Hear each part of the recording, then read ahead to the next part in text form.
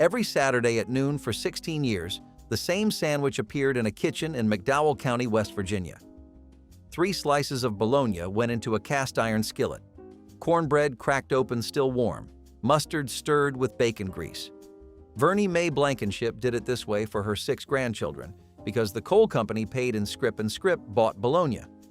Every sandwich on this list came from a kitchen like hers. Number 54 is mayonnaise and banana on white bread, a lunch that spread across 4 Appalachian states. Number 31 is sawmill gravy between 2 biscuits.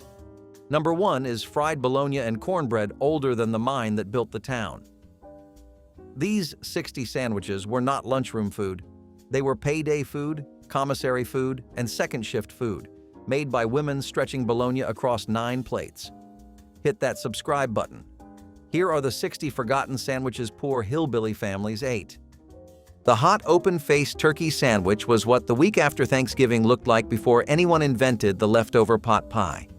It was also what Tuesday looked like in any decade when whole turkeys sold for under $1 a pound, which through the post-war years into the 1970s they often did. Sliced roast turkey laid over white bread, then the giblet gravy. Neck and giblet simmered an hour before the bird went in, the stock thickened with a flour roux, finished with the pan drippings poured generously. Television dinners of the era tried to replicate this in aluminum trays. They failed. The difference was the turkey drippings. That slightly sweet mineral depth chicken drippings never matched, and the way the bread absorbed at the edges while holding structure at the center. The TV dinner industry understood the concept. It could not replicate the smell of the kitchen in the 20 minutes before this hit the table. Lard and sugar bread was perhaps the simplest forgotten breakfast, nothing more than homemade bread spread with fresh lard and sprinkled with white sugar. The lard provided richness and fat that stuck to ribs during long mornings of work. The sugar added sweetness that made the combination feel almost indulgent. Children especially loved this sandwich, the sugar crystals crunching slightly against the smooth lard and soft bread. Making it took barely a minute, perfect for busy mornings when the wood stove was needed for other cooking. During the Depression and war years, this sandwich fed countless families when other breakfast options weren't available or affordable. The taste seems strange to modern palates accustomed to butter, but for generations raised on lard, this sandwich represented comfort and normalcy. It was food that didn't pretend to be fancy, yet delivered exactly what a body needed to start the day. It cost nothing, because that was the whole point. 2 slices of white bread, a squeeze of ketchup, folded in half and eaten fast. The ketchup soaked into the bread and turned it pink and soft, almost dissolving before you finished chewing, and the taste was pure sugar and vinegar and the faint metallic tang of the bottle cap. Children ate these when the refrigerator held nothing else, and they ate them without complaint because complaining meant admitting something the whole house already knew. The ketchup sandwich was not on any recipe card. It appeared in no cookbook. It existed only in the space between payday and the day before payday, and the kids who grew up on them carry the memory differently, some with shame, some with a strange tenderness for the parent who made sure there was always bread and always ketchup, even when there was nothing else. You don't find it on any nostalgia list because the people who ate it don't talk about it in public. But they remember. James Beard, the man who wrote the book on American cooking, literally, loved almost nothing more than a sweet onion sandwich. Thick slices of Bermuda or Vidalia onion, layered on buttered white bread with mayonnaise, salt, and black pepper. That was it. No meat, no cheese, no distraction. He wrote about it with the kind of passion most chefs reserve for truffles, insisting the onion had to be sweet enough to eat raw and the bread soft enough to compress under a gentle press. The sandwich had a small, devoted audience through the 50s and 60s, mostly among people who took Beard seriously and understood that simplicity was its own mastery. It never went mainstream, the raw onion, and the breath it left behind ensured that. But for the people who made it, nothing else came close. Beard died in 1985, and the sandwich barely outlived him. The kind of cook who trusted a single raw ingredient to carry an entire meal is rarer now than a Vidalia onion in January. ham and pickle relish sandwich delivered a zesty twist to leftover ham by grinding it fine and mixing it with sweet pickle relish and a dab of mustard until the filling became a tangy spread that woke up any slice of bread. It was a thrifty recipe that turned holiday leftovers into weekday lunches, stretching every bit of meat during the lean years of the 1940s. Community cookbooks praised it for its bold flavor and economical use of ingredients. Families enjoyed the bright contrast of salty ham and sweet relish, while the mustard added a gentle heat that cut through the richness. It traveled well wrapped in wax paper for school or factory lunches, and stayed moist without refrigeration, making it a favorite of workers and picnickers alike. As the years passed, delicatessens shifted toward heavier cured meats, and the humble ham and pickle relish sandwich faded from menus, but its lively balance of sweet, sour, and savory still deserves a modern revival. The cheese and pickle sandwich was for the kids who liked things sharp and sour, a little strange, and completely satisfying. A thick slice of cheddar, sometimes aged, layered with sweet pickles or tangy dill slices, pressed between slices of sandwich bread, often white, occasionally wheat. It was a flavor bomb. Salty cheese met vinegary crunch, and somehow the combination made more sense than you would think. This was not a loud sandwich. It did not leak or crumble or stain your lunch bag. It sat there quietly, confident in its simplicity. You either craved it or could not stand it. But for those who loved it, it was perfect. It was the kind of sandwich you could eat cold, no heating or fuss required. It stayed intact. It delivered every time. Over the years, cheese and pickle became more of a British delicacy than an American staple. But there was a time when this sandwich showed up in lunchboxes across the country. Today, it is rarely seen in school cafeterias. Sliced bananas with mayo on white bread. This banana and mayonnaise sandwich is a bit of a wild card for sure, but keep an open mind because the South definitely does, which is where this interesting creation finds its origins. Typically, a lot of comfort food comes out of the southern USA. As you may have guessed, preparing this is as simple as taking candy from a toddler. Now I know what you're thinking. Bananas and mayo sounds worse than water and oil. However, there's a reason it comes into comfort food. All you need is a sliced banana, 2 slices of fresh bread, and a good spread of mayo. Maybe not the best you'll ever have, but what's the downside? Give this forgotten experiment a try and see if it's up your alley. If you've ever walked the streets of downtown New York, I'm sure you're familiar with the infamous pastrami on rye. If your grandma's from the Big Apple, chances are her recipe is highly regarded. This sandwich became a staple in Jewish delis in the late 19th and early 20th centuries, thanks to Eastern European immigrants. This one just featured an old-fashioned slice of pastrami on rye bread and a dollop of mustard. Grandma knew that when it came to sandwiches, sometimes less is more, and pastrami on rye is the perfect example of that. But hey, don't forget no pastrami on rye is complete without a pickle on the side. The tartness of a dill pickle or the sweetness of a bread and butter pickle is the perfect contrast to the savory pastrami. Way before anyone was throwing around the word fusion, people were already stuffing taco night into a sandwich roll and calling it lunch. The taco-inspired ground beef sandwich was a bold, brilliant mess of spicy ground beef seasoned with chili powder, cumin, and whatever was on hand. This was the 70s after all. If it came in a seasoning packet, it was probably fair game. The meat got piled high into a soft hoagie roll, topped with shredded cheddar, crisp lettuce, and sometimes a few sad tomatoes trying to keep up. Every bite was an explosion of salty heat and melty cheese. It was not clean, it was not elegant, but it was delicious. This was comfort food that was borrowed from the taco truck before taco trucks were even a thing.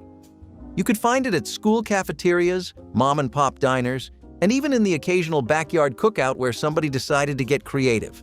The bread soaked up all that seasoned grease, and somehow it just worked.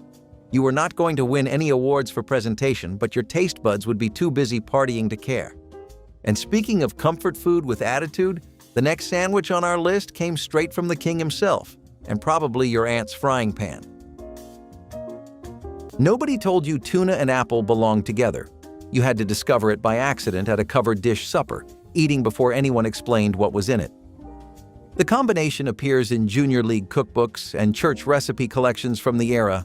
Star-kissed, drained and flaked, folded into Hellmann's with celery, lemon juice, and half a Granny Smith chopped small. Skippy and Hellmann's ran joint advertising campaigns in the 1970s Los Angeles Herald promoting sweet and savory combinations, validating what home cooks had already figured out. It went on white bread, or sometimes whole wheat if the household had tipped toward the health food movement. The apple browned fast if you didn't move quickly. You made it and ate it that afternoon. She made it every Tuesday after the grocery run. Nobody makes it on Tuesdays anymore. Egg and onion sandwich was a savory breakfast that stretched resources by adding cheap vegetables to precious eggs.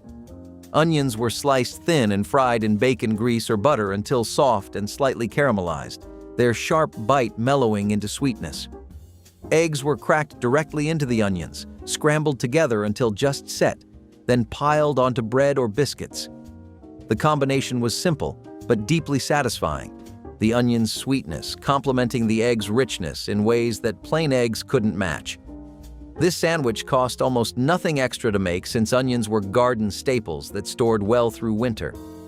Farm families ate this regularly, knowing that a handful of onions could transform 2 eggs into breakfast for 4 people. The smell of frying onions filled kitchens each morning, announcing that something good was being prepared. This sandwich represented the practical wisdom of rural cooking, where adding vegetables wasn't about health trends, but about stretching limited resources further. McCall's Great American Recipe Card Collection dropped this one on America in 1973, and the nation has been trying to forget it ever since.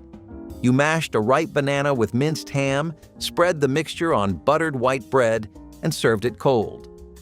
A variation in Florence Cowell's 1001 sandwiches suggested sautéing banana slices and layering them on hot toast with deviled ham. The logic was not entirely insane. Sweet fruit and salty cured meat had a long tradition, and the Hawaiian pizza was doing fine. But something about mashing the two into a paste crossed a line that even the 70s couldn't defend. Kids who found this in their lunchboxes developed trust issues. Mothers who made it insisted it was delicious and could never explain why they stopped. The recipe card itself, with its bright photograph and cheerful instructions, became a punchline, proof that the decade that gave us fondue sets and waterbed mattresses also tried to put banana in a ham sandwich and call it lunch. Nobody under 50 has heard of the egg and olive sandwich, but mention it to a woman who attended a church potluck before 1970 and watch her face change. Chopped green olives folded into creamy egg salad, the brine cutting through the richness of yolk, made this a fixture at ladies' luncheons and covered dish suppers through the 40s and 50s. Hard-boiled eggs mashed with a fork, a handful of manzanilla olives, mayonnaise, a dash of paprika. It went on crustless white bread, cut into triangles, arranged with the kind of precision that said presentation was its own pride. Jars of stuffed olives cost pennies, and every kitchen had one. The sandwich disappeared when formal gatherings stopped and convenience foods took over. Nobody killed it. The world just moved too fast for crustless triangles. Walnut and cream cheese sandwich turned the hearty flavor of toasted nuts into a satisfying spread by folding them into whipped cream cheese until the texture became both rich and slightly crunchy. A drizzle of honey was sometimes added for a hint of sweetness, but the main appeal was the deep, nutty taste paired with smooth, tangy cheese. This sandwich gained popularity in the 1930s and 40s, when walnuts were inexpensive and widely available through local farms and victory gardens. It became a staple of afternoon teas and church socials where hosts sought recipes that were both frugal and impressive. The combination provided protein and healthy fats, which made it as nourishing as it was tasty, served on brown bread or whole wheat. It offered a rustic contrast to the refined tea sandwiches of the era. Though modern menus rarely feature it, the walnut and cream cheese sandwich remains a charming example of simple ingredients delivering a memorable and wholesome lunch. Deviled ham sandwiches were not for the faint of heart. They came with a kick and a scent that announced their presence the moment you unwrapped the wax paper. Ground ham mixed with spicy mustard, paprika, and seasonings that somehow always felt a bit mischievous, packed between slices of white or rye bread. It was meat with an attitude. The kind of sandwich that either made your eyes light up or your nose crinkle in confusion. Popularized by the little Underwood cans, deviled ham was both a pantry staple and a school lunch wild card. It had bite, it had heat, and it came with just enough mystery to make you wonder what exactly deviled meant. These sandwiches were strong in taste, smell, and opinion. Some kids loved them, others traded them instantly for chips or chocolate milk, but they always left an impression. Today, they are rarely seen, buried beneath layers of more polite sandwich options. But deviled ham was once a schoolyard standout, strange, spicy, and unforgettable. Cooked chicken livers mixed with onions and spices came together to create the chicken liver sandwich. Now, out of all the ones on the list, this one has probably stood the test of time the most rigidly. You'll still find it in the odd bistro or cafe here and there. Preparing it is a bit of work, but for those who want to expand their sandwich arsenal, this is a worthy addition. You'll need celery, red onions, curry powder, salt and pepper, and lettuce of your choice. Once you've mixed your meat with your vegetables and spices, it's time to get cooking in a 350-degree skillet and mix well. Once it's all ready, assemble your sandwich and see just why this was so popular around the 1940-1960s. So, this next sandwich is also typically made from only 3 ingredients, but it's still one of Grandma's most iconic creations. I'm talking about the infamous BLT sandwich. The name is an abbreviation for the ingredients: bacon, lettuce, and tomato. This sandwich was a summertime favorite, especially when tomatoes were at their ripest in Graham's garden. The BLT's roots can be traced back to tea sandwiches served in the late 19th century, but it wasn't until World War II when it gained popularity. During this time, supermarkets made bacon, lettuce, and tomatoes more widely available all year round, and Grandma made sure to use them up in the kitchen. A classic BLT is often made with mayonnaise, but some purists argue that the sandwich should be spread with butter instead. Well, it's still up for debate, so make sure to let us know your take on it in the comments. There is something dangerously comforting about mixing bacon grease with anything sweet, and that is exactly what bacon and apple butter on white bread was. You take crisp, salty bacon, still warm from the skillet, and press it into a slice of soft white bread that has been generously smeared with apple butter. That is it. No lettuce, no cheese, no rules. The combination was 100% homemade magic. It tasted like fall mornings, cast iron skillets, and someone's grandma telling you not to eat too fast. Apple butter gave it this rich, spiced flavor that clung to your mouth just long enough for the bacon to come crashing through. It was smoky. It was sweet. It was not trying to impress anyone. The real win here was in how it reused leftovers. If breakfast was done, and you had a few stray strips of bacon and a jar of apple butter on hand, this sandwich practically made itself. The kind of thing you whipped up while the coffee was still brewing. Maybe it never made it to a diner menu, but it made it to enough hearts to matter. And speaking of sandwiches that mattered, let us talk about the skyscraper of cold cuts that ruled every diner plate with a toothpick flag on top. You couldn't make a loose meat sandwich by accident. You had to know why the meat was supposed to fall apart. Fred Angel opened the first Maid-Rite in Muscatine, Iowa in 1926. Seasoned ground beef cooked slow in beef broth until the liquid was almost gone. Not a patty, not sauced like a sloppy Joe, just loose, crumbly beef spooned onto a steamed bun with yellow mustard and dill pickles. No sauce, no ketchup. The meat was the thing, and the thing about it was restraint, a philosophy that spread across Iowa and into surrounding states through the 1960s and 70s, showing up at high school cafeterias for a quarter and church basements on Friday nights. If you had to ask what held the sandwich together, the answer was nothing. That was the point. Fried apple biscuit brought orchard sweetness to the breakfast table, combining quickly cooked apples with fresh biscuits for a meal that felt almost like dessert. Apples were sliced thin and fried in butter with a sprinkle of sugar and cinnamon until they softened and their edges began to caramelize. The warm fruit was spooned onto split biscuits, the juices soaking into the bread while the apple slices provided tender sweetness. During apple season, this sandwich appeared regularly on farm tables, using fruit that might otherwise go to waste before it could be properly preserved. The preparation took barely 5 minutes, yet created something that children and adults alike looked forward to. Some families added a drizzle of cream or a pat of butter for extra richness. The combination of warm spiced fruit and tender biscuit represented the best of country cooking, where seasonal abundance met morning hunger. The men who ate sardine sandwiches did not apologize for them. They peeled back the tin lid with the key, laid the small silver fish across dark rye bread, squeezed lemon from a wedge in the refrigerator door, added a line of hot mustard, and ate at the kitchen table with a glass of beer and the evening paper. The sardines came packed in olive oil or mustard sauce, imported from Portugal or Norway, and the brands mattered. King Oscar for the purists, Beach Cliff for the budget-minded, Brunswick for the ones who bought whatever was on sale. During the Depression, sardines were protein you could afford when meat was a luxury, and that reputation clung to the fish long after the hard times ended. By the 70s, a sardine sandwich was a working man's lunch, eaten without ceremony. The smell lingered in the kitchen for hours afterward, and everyone knew what he'd had. He didn't care. The fish cost 30 cents a tin and kept him full until dinner. In 1926, Chef Fred K. Schmidt at the Brown Hotel in Louisville created an open-faced sandwich that turned leftover turkey into something worth dressing up for.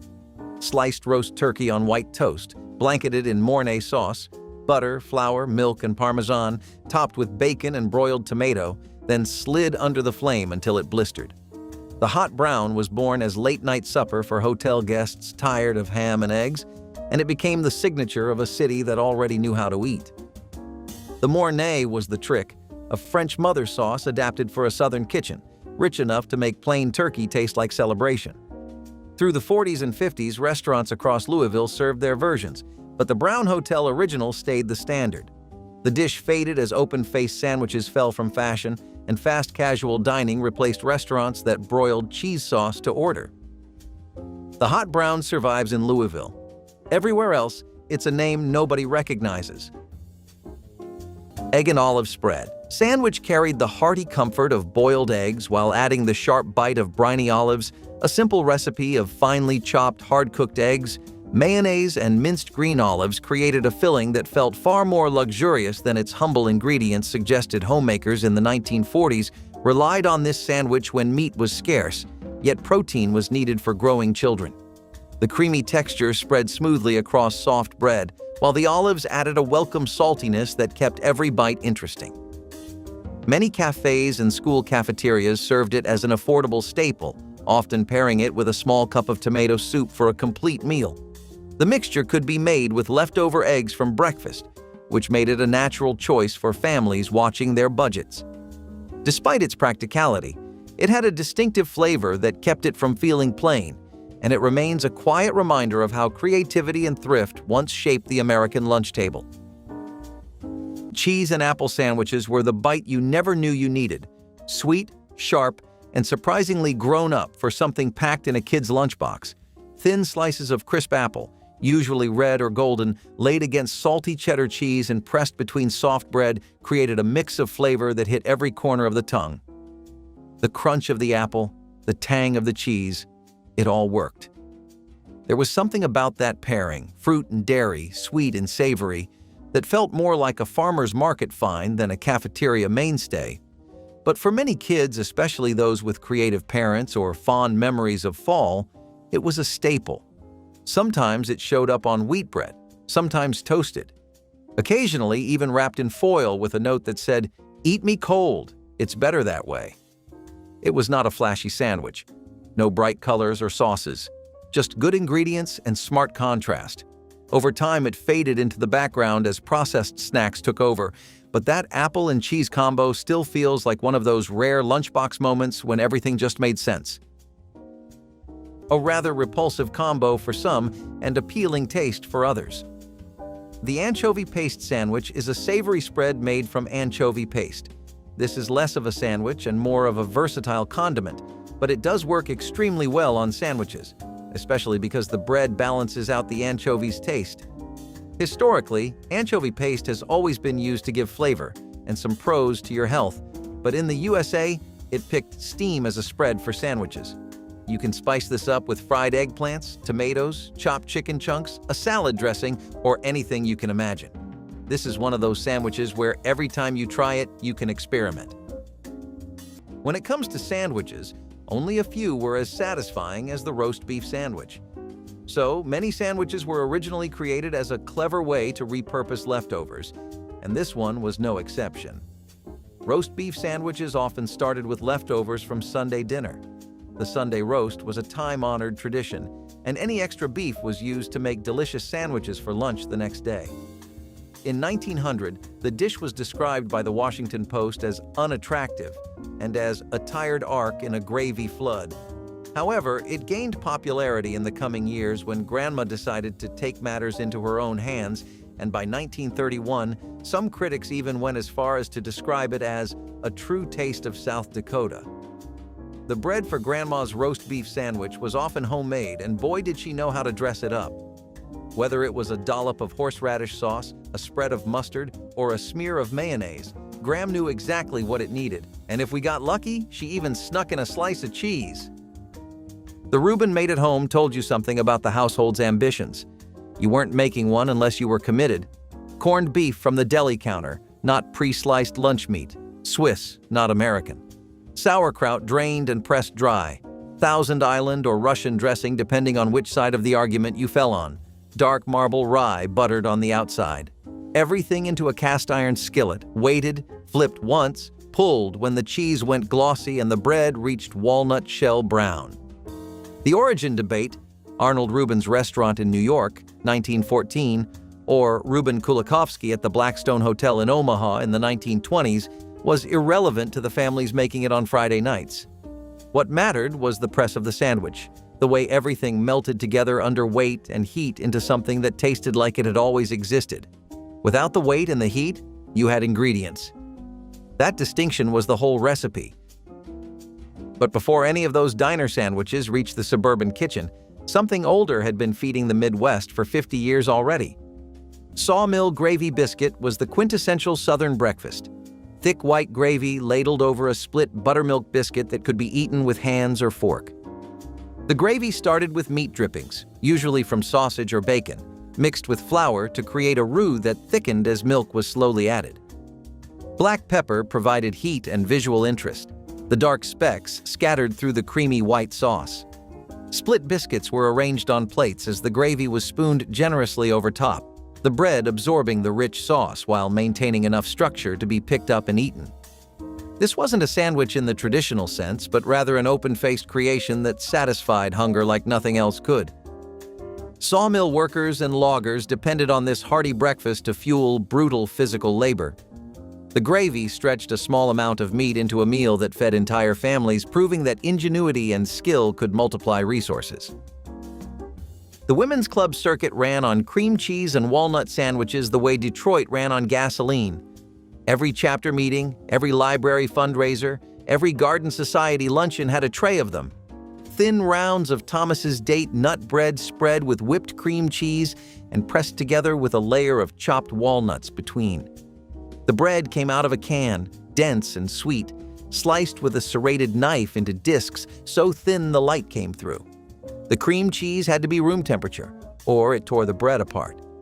The walnuts had to be chopped fine, not minced, not halved, but fine, because the texture needed to disappear into the bite. These were not sandwiches you made for yourself.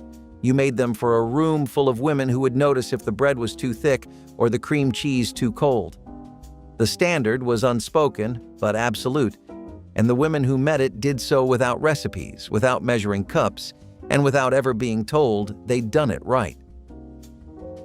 Crispy chow meant noodles on a hamburger bun drowned in brown gravy with pork and vegetables. The chow mein sandwich sounds invented, but it fed factory workers in Fall River, Massachusetts for 40 years. Chinese immigrants in the late 1800s opened restaurants in the mill town and created this to introduce their food to European workers who understood sandwiches but not chopsticks. Anthropologist Imogen Lim explained that the bun made Chinese cuisine accessible, a familiar frame around unfamiliar flavors. By the 50s, it had spread to Nathan's Famous in Brooklyn and across New England. The classic order was the sandwich, French fries, and orange soda. Emeril Lagasse, a Fall River native, later developed his own version as homage. When factories closed and fast food moved in, the chow mein sandwich retreated to a handful of Massachusetts restaurants where it quietly survives. A relic of a moment when two cultures met over a lunch counter and built something neither would have made alone. Corned beef and coleslaw sandwich was a satisfying precursor to the modern Reuben, combining sliced corned beef with a mound of creamy, tangy coleslaw between sturdy rye bread for a lunch that was both hearty and refreshing. Jewish delis in New York and other cities popularized it during the 1920s-40s when customers wanted generous portions without a high price.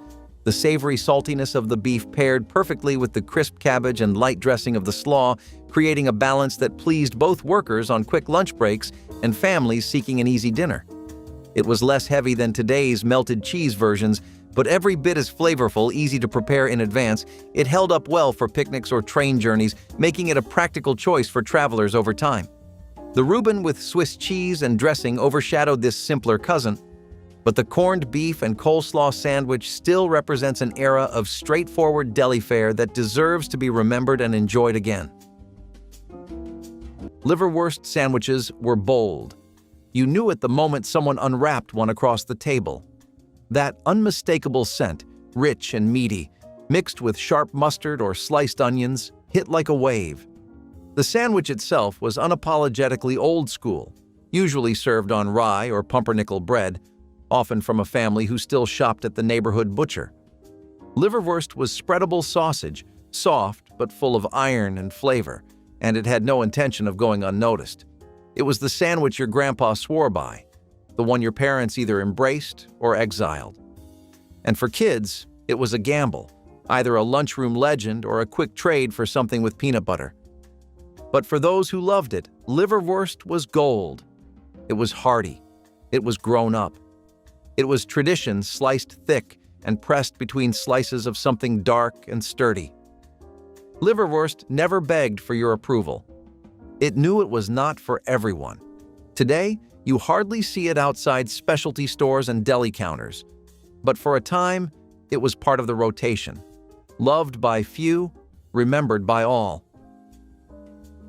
The egg and sardine sandwich was an odd mix of hard-boiled eggs mashed with sardines. The sandwich was most popular from 1923 to the 1950s, when sardine alternatives like turkey, bacon, and bologna were not popular.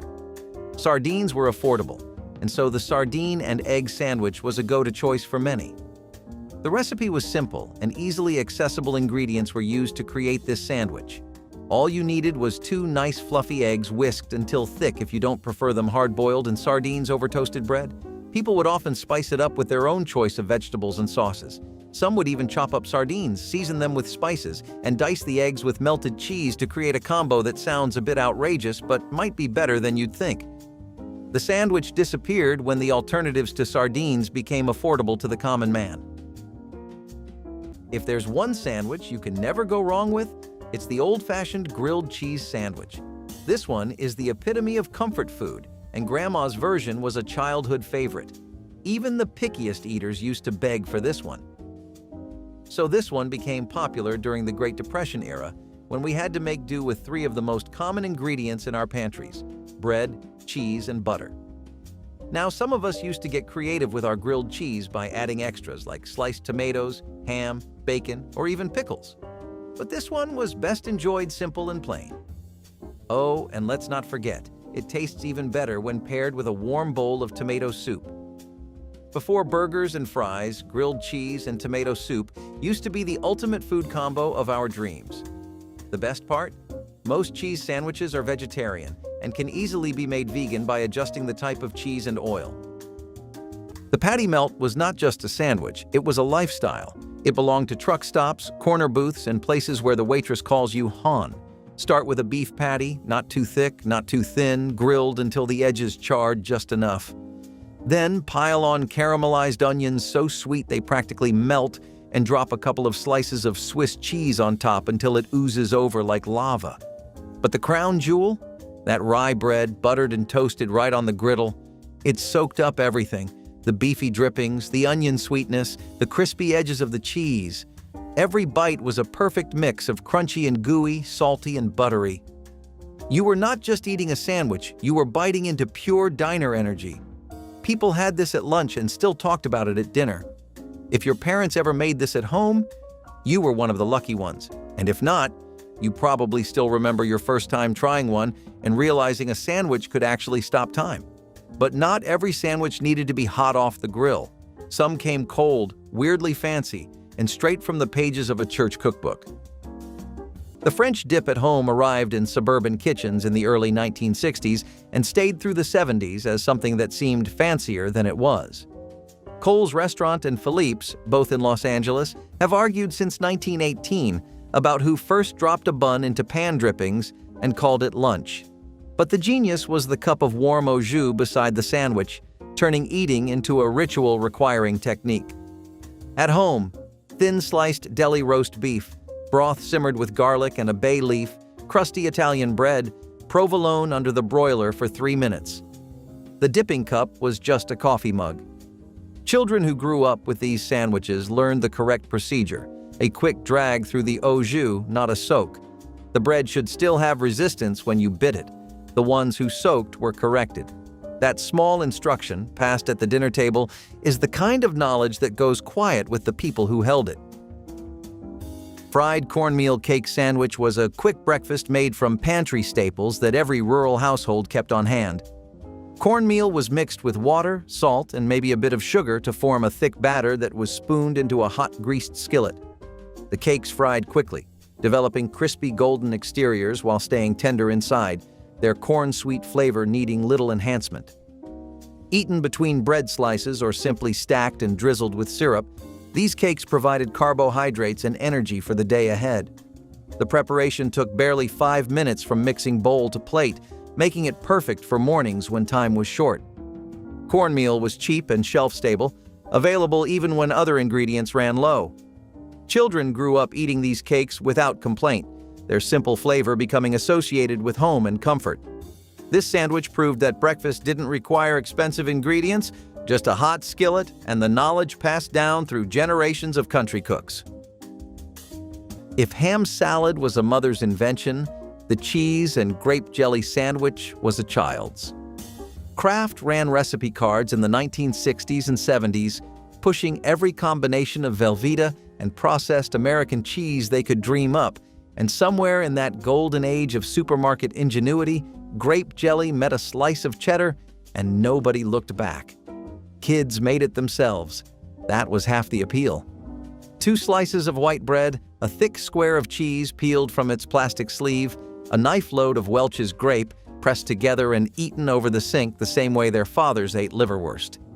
Parents who caught you making one shook their heads but said nothing because the sweet, salty logic of it actually worked. The cheese held its ground against the sugar, the jelly cut through the salt, and for about 3 minutes you had something that tasted like you'd invented it yourself. You hadn't. Every kid on the block already knew. In the 1930s, 2 things sat in nearly every American pantry: a jar of peanut butter and a jar of mayonnaise. Someone put them together on bread, and the peanut butter and mayonnaise sandwich became a survival staple that lasted decades. The richness of peanut butter against the tang of mayo creates something unexpectedly balanced, almost savory, with enough fat and protein to carry a body through hard work. Skippy hit shelves in '33. Miracle Whip arrived the same year, and both gave families affordable staples that stretched across every meal. Kids ate these 5 days running because there was nothing else, and complaining about food was something you did not do. The sandwich held through the '50s, mostly in the South, where Duke's mayo and thick peanut butter on white bread was as ordinary as breathing. It slipped away not because anyone turned against it. It just got buried under the choices that came after the lean years ended.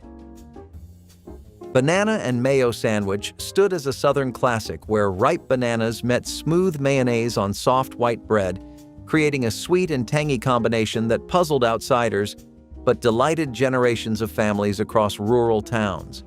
The creamy mayo blended with the natural sugar of the bananas, forming a rich spread that needed no extra seasoning. People enjoyed it chilled for a cooling summer lunch or packed it into lunchboxes for long days in the fields because the ingredients were cheap filling and easy to find during the 1930s and 40s when other fruits were scarce.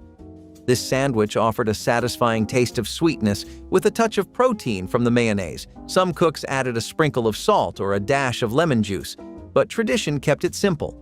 Church picnics and roadside diners both served it proudly, proving that comfort food often lives in the most unexpected pairings and its nostalgic charm still tempts adventurous eaters today.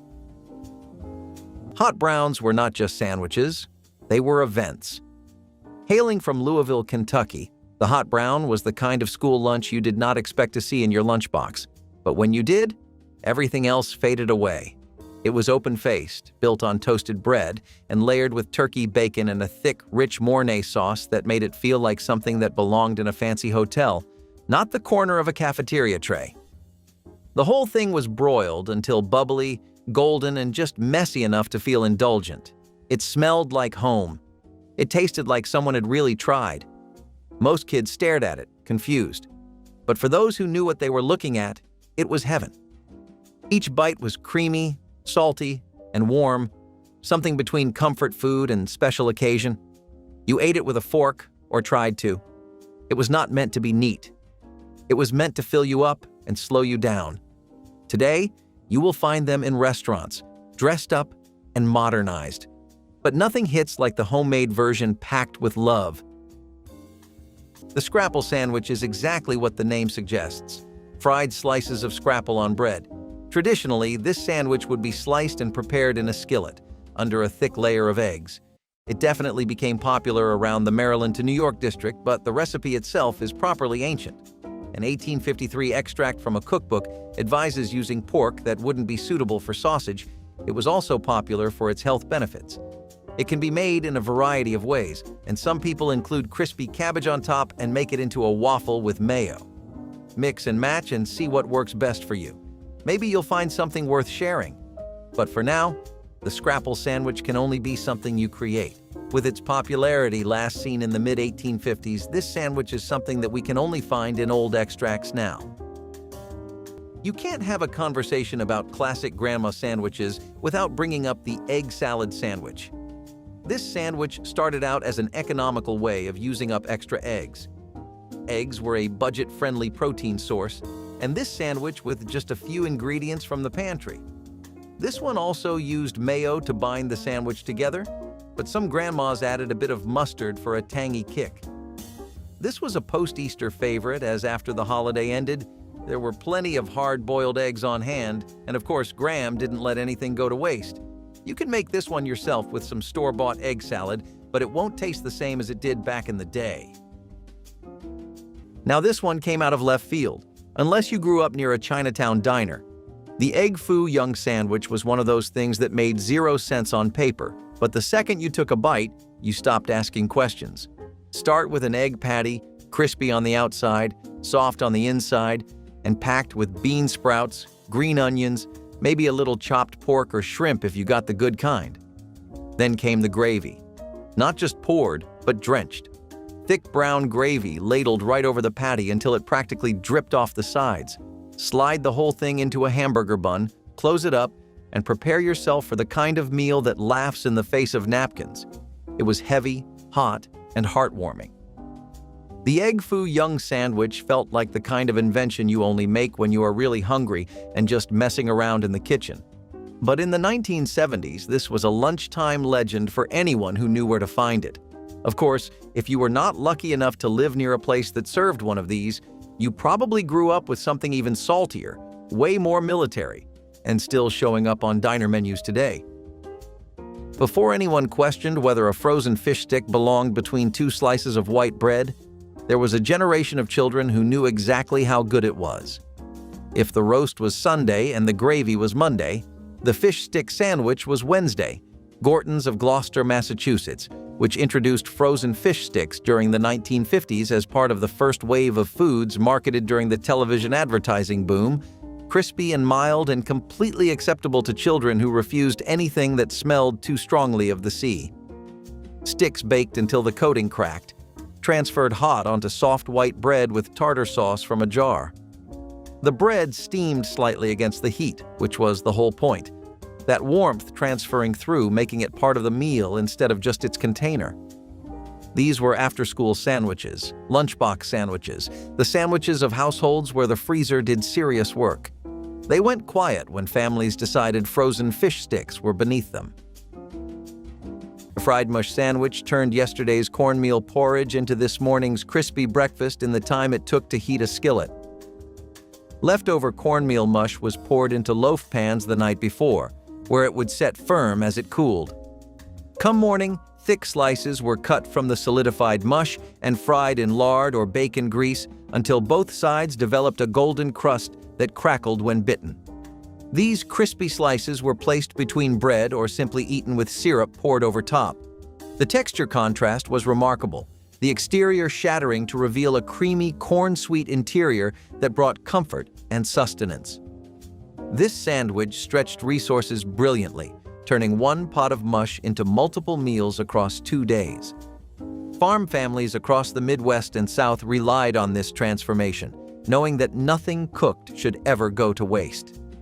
Children especially loved the sweet corn flavor combined with the satisfying crunch, making it a breakfast worth waking early for.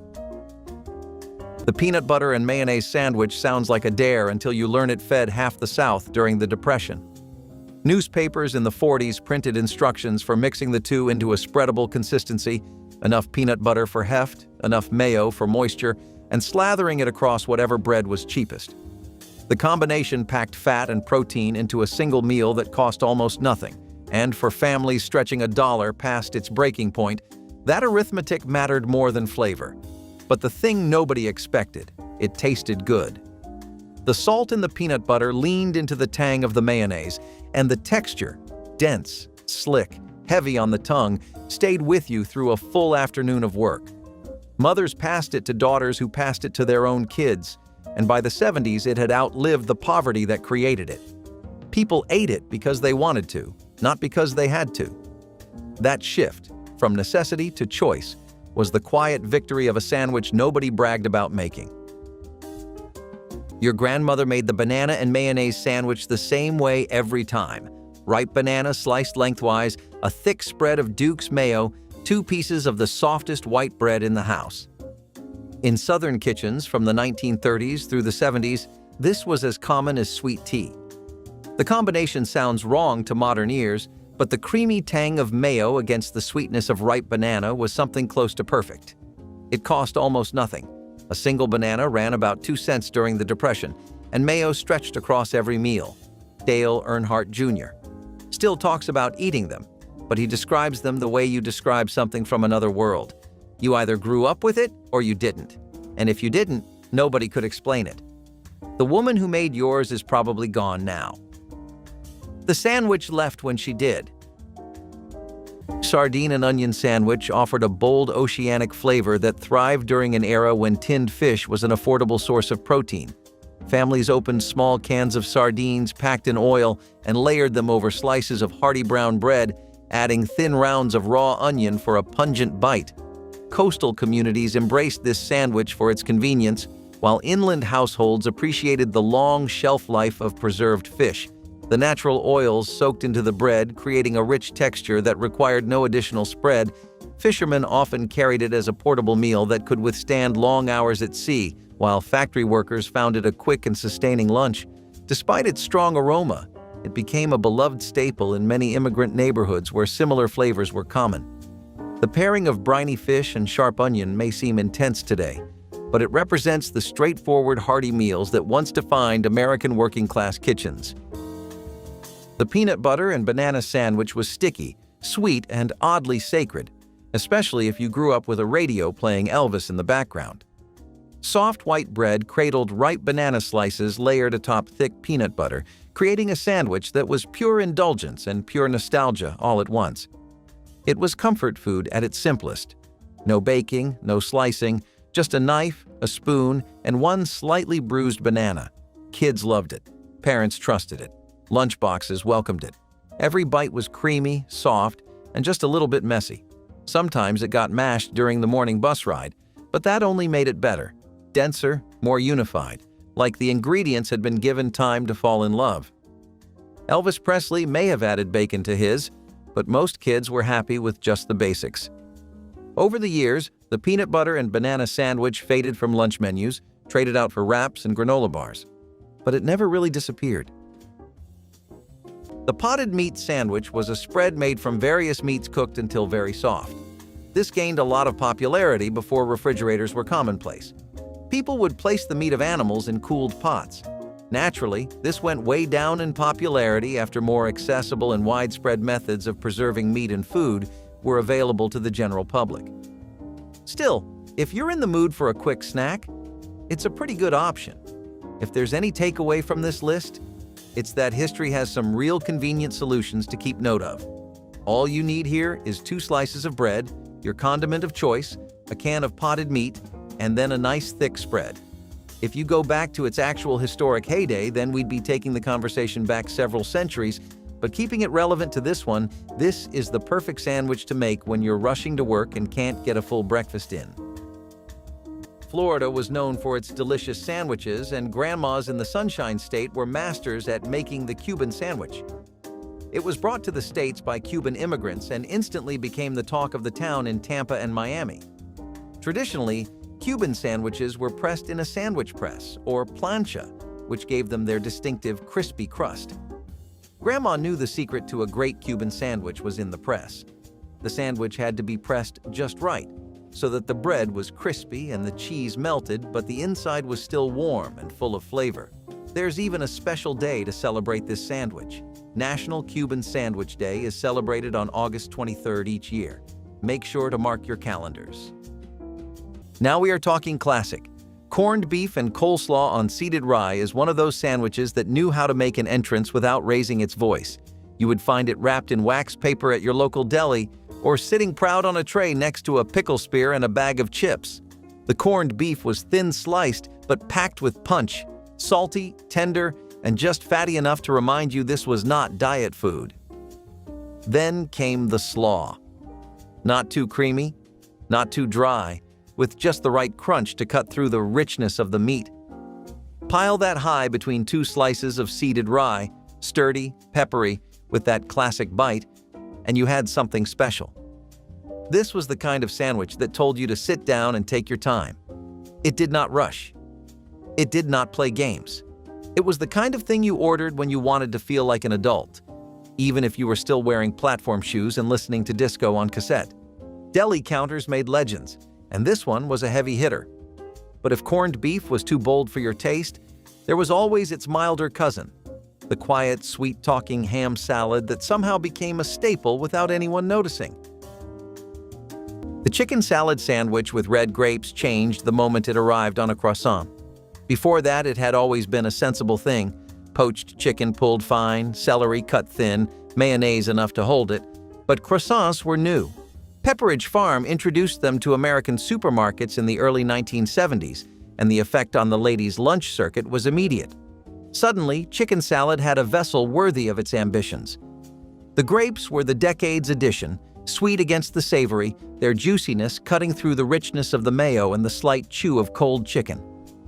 It appeared at bridal showers, bridge luncheons, church women's auxiliaries, anywhere food was meant to be presented rather than simply eaten.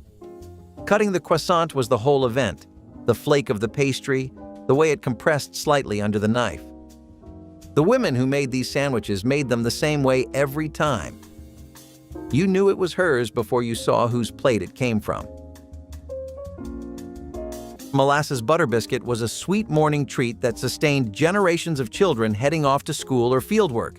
A fresh biscuit, still warm from the wood stove, would be split open and spread generously with butter that melted instantly into the crumb. Then came the molasses. That dark, thick syrup drizzled over the butter until it pooled in the biscuit's crevices. The combination created something between breakfast and dessert, the butter's richness cutting the molasses' intense sweetness. During hard times when sugar was expensive, molasses served as the sweetener of choice for rural families across the South. Children wrapped these sandwiches in cloth napkins, carrying them to one-room schoolhouses where they provided energy through long morning lessons. The taste was bold and distinctive, nothing like the mild sweetness of modern pastries. This sandwich represented care and creativity, proving that even the simplest ingredients could make mornings feel special. She kept the Braunschweiger in the back of the refrigerator, wrapped in its original casing, and sliced it herself with a thin knife she used for nothing else. Braunschweiger was liverwurst that had been smoked, giving it a deeper, almost bacon-like richness that spread across dark pumpernickel like it was born there. Jones Dairy Farm sold it in stubby rolls at every Midwestern grocery store, and the label hadn't changed since the 50s. Her version went on pumpernickel with a thick slice of raw onion and a smear of brown mustard so sharp it made your eyes water. You didn't ask why she preferred it to regular liverwurst, you watched her build it layer by layer, with the same hands that patched your jeans and braided your hair.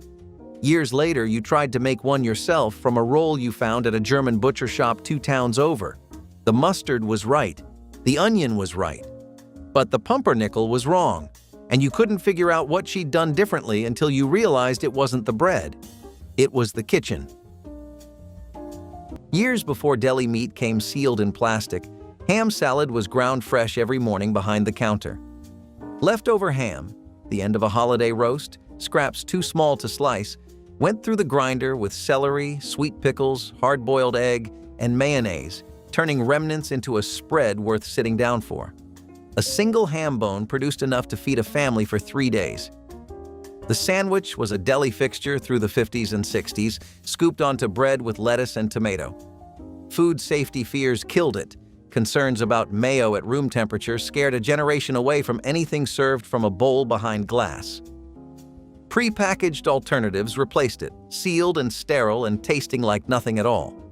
The women who ground that ham every morning made leftovers taste like a first course. That skill went quiet when they did.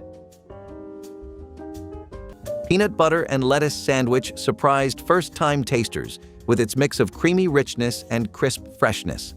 Smooth peanut butter spread thick across soft bread formed a savory base, while cool iceberg lettuce leaves added crunch and a faint grassy sweetness. The combination offered a pleasing contrast of textures that turned an ordinary pantry staple into something special. Families embraced it during the 1930s and 40s for its affordability and nutrition, since peanut butter supplied protein and lettuce brought vitamins. Without costing much, it was a popular school lunch because it traveled well and stayed fresh even on warm days. Some cooks drizzled a little honey or sprinkled salt for extra flavor, but many insisted the pure pairing was best remembered as a Depression-era innovation. The peanut butter and lettuce sandwich remains a clever example of how American home cooks turned limited resources into meals that were both practical and unexpectedly delightful to eat. The chow mein sandwich was chaos held together by 2 buns, and somehow it worked. Born in southeastern Massachusetts, this Frankenstein creation placed a mound of crispy chow mein noodles smothered in thick brown gravy between 2 hamburger buns. The result was a crunchy, savory, totally illogical meal that became a school lunch staple in some corners of the country. Kids would unwrap their foil-wrapped mystery and find a puddle of sauce and starch that somehow filled every craving and left fingers coated in grease. This was the kind of sandwich you could not eat neatly, and that was half the fun. The noodles poked out the sides, the sauce soaked into the bread, and no 2 bites were ever the same. The chow mein sandwich was a lunchtime dare wrapped in cultural mashup, a reminder that not all great foods make perfect sense on paper. Over time, regional oddities like this one gave way to standardization. 1 bite, and you were somewhere between comfort food and total confusion. And somehow that felt exactly right. Mock chicken sandwich was another classic from the infamous era of the Great Depression. It was a pretty popular sandwich considering you could find it in 8 out of 10 households, though probably not for the reasons you're thinking. It is mock chicken after all, and since meat was a lot more expensive back then, households came up with a trick recipe to create mock chicken. The recipe started showing up in cookbooks in the 1920s, which helped boost its popularity amongst people. The recipe was simple: an onion, a tomato, egg, butter, and some herbs like oregano, parsley, and basil. You'd cook the tomatoes and onions together, then add butter, beating this combination together until you get a meatish consistency, one that was akin to chicken. This would be assembled in a sandwich to give people the taste of chicken without using any meat. The key to a good sandwich was in its simple ingredients, and Graham knew it better than anyone. That's why she whipped up the classic chicken salad sandwich anytime we craved some comfort food. Chicken salad has been a beloved dish in American homes since the mid-1800s. Grandma decided to make it into a hearty sandwich to make snack time better. Grandma's version of the chicken salad sandwich often included unique ingredients passed down through generations. Depending on where your grandma hails from, her chicken salad sandwich recipe might have a regional flair. In the South, you might find it spiced with a bit of mustard or pickle juice, while in New England, cranberries might be tossed in for a touch of tartness. Now this one had drama. The tuna boat melt was not just a sandwich, it was an event.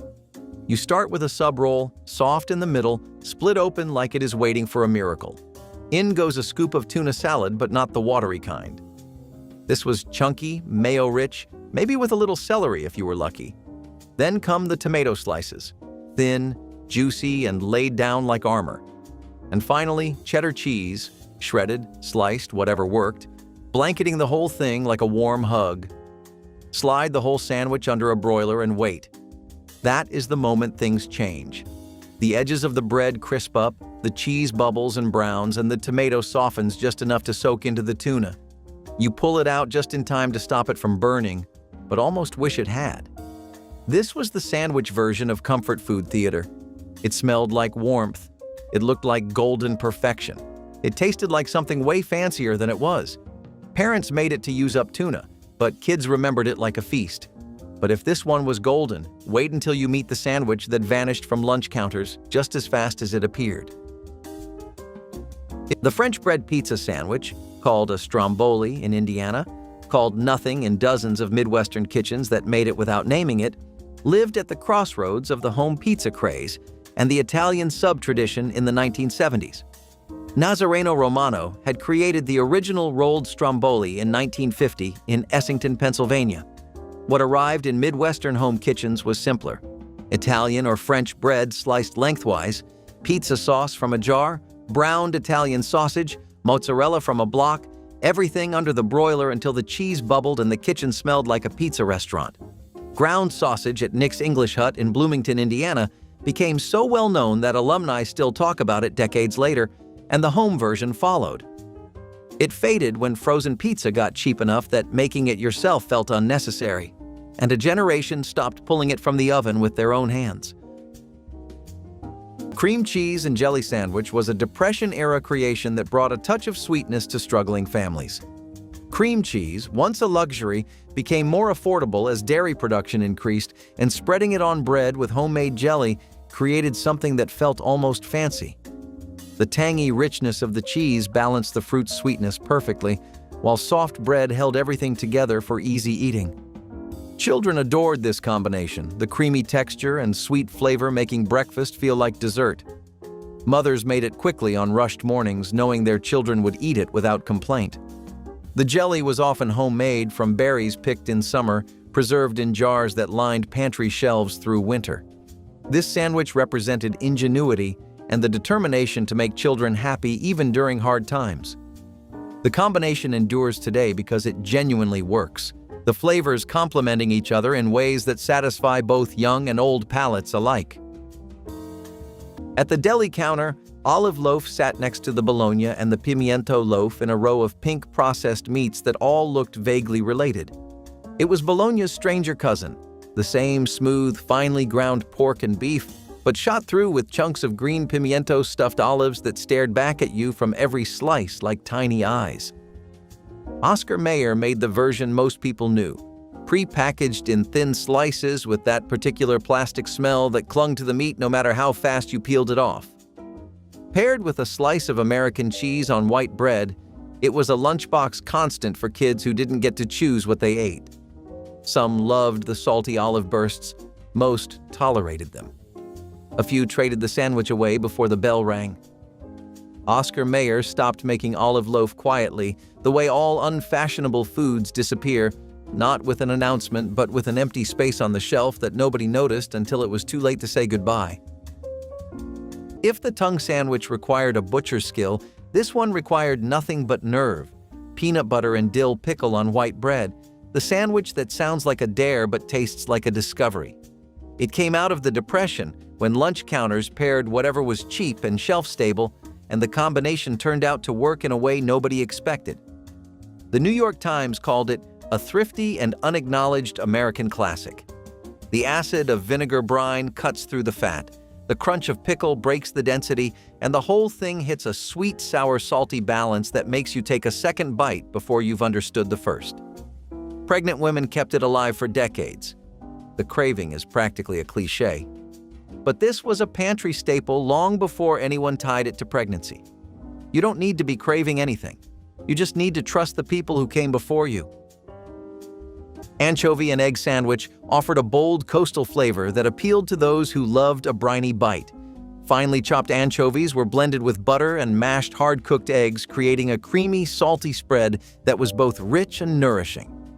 This hearty mixture found popularity in port cities and immigrant neighborhoods where tinned anchovies were inexpensive and plentiful families appreciated the protein boost during the lean war years, while diners enjoyed the unique taste that stood out among milder lunch offerings.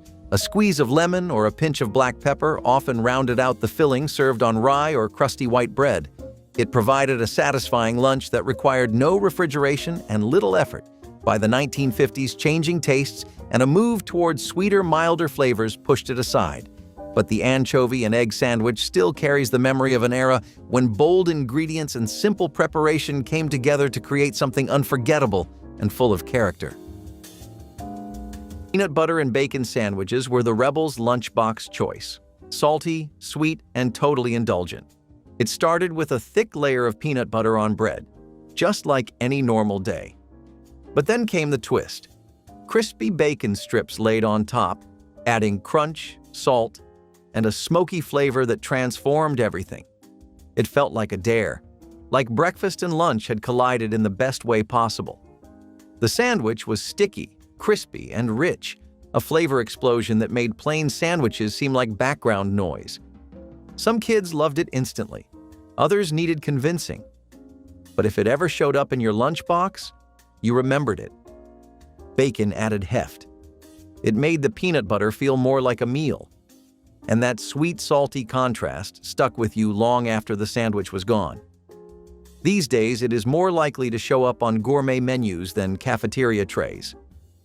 But it started right here, between two slices of white bread packed with a paper napkin and eaten with a grin. The chicken and cranberry sandwich is as classic as it gets. This was really popular back in the early 1900s, when cranberries were a trendy ingredient for your sandwiches. And today? You may not find it anywhere in restaurants or households, but it's still a great way to get rid of leftover chicken without wasting it. Typically, this classic sandwich was made with whatever you had available in your kitchen. The basic ingredients would look like mayo, garlic powder, onions, chicken. For the dressing, people would use Dijon mustard. This, paired with a seasoned chicken breast and leftover cranberry sauce, would create a perfect messy sandwich. With the rise of fast food chains and newer sandwiches created using cold cuts, the chicken and cranberry sandwich faded into history. It truly was a cost-effective meal for people suffering from the perils of the economy in the 1950s. Remember what chilly days at Graham's called for back in the day? If you guessed hot turkey sandwich, you're absolutely right. This sandwich was another one of Grandma's delicious ways of using up leftover turkey from Thanksgiving.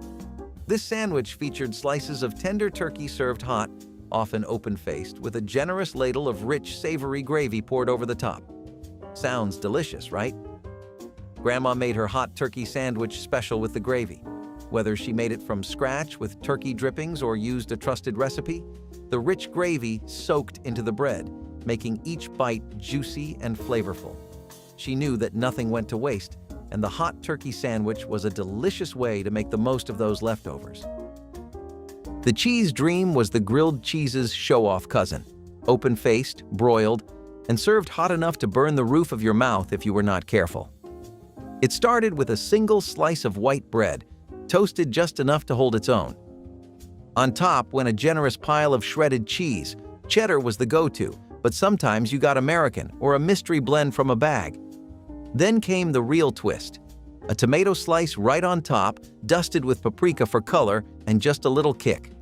Under the broiler it went, bubbling and browning until it looked like something straight off the back of a recipe card.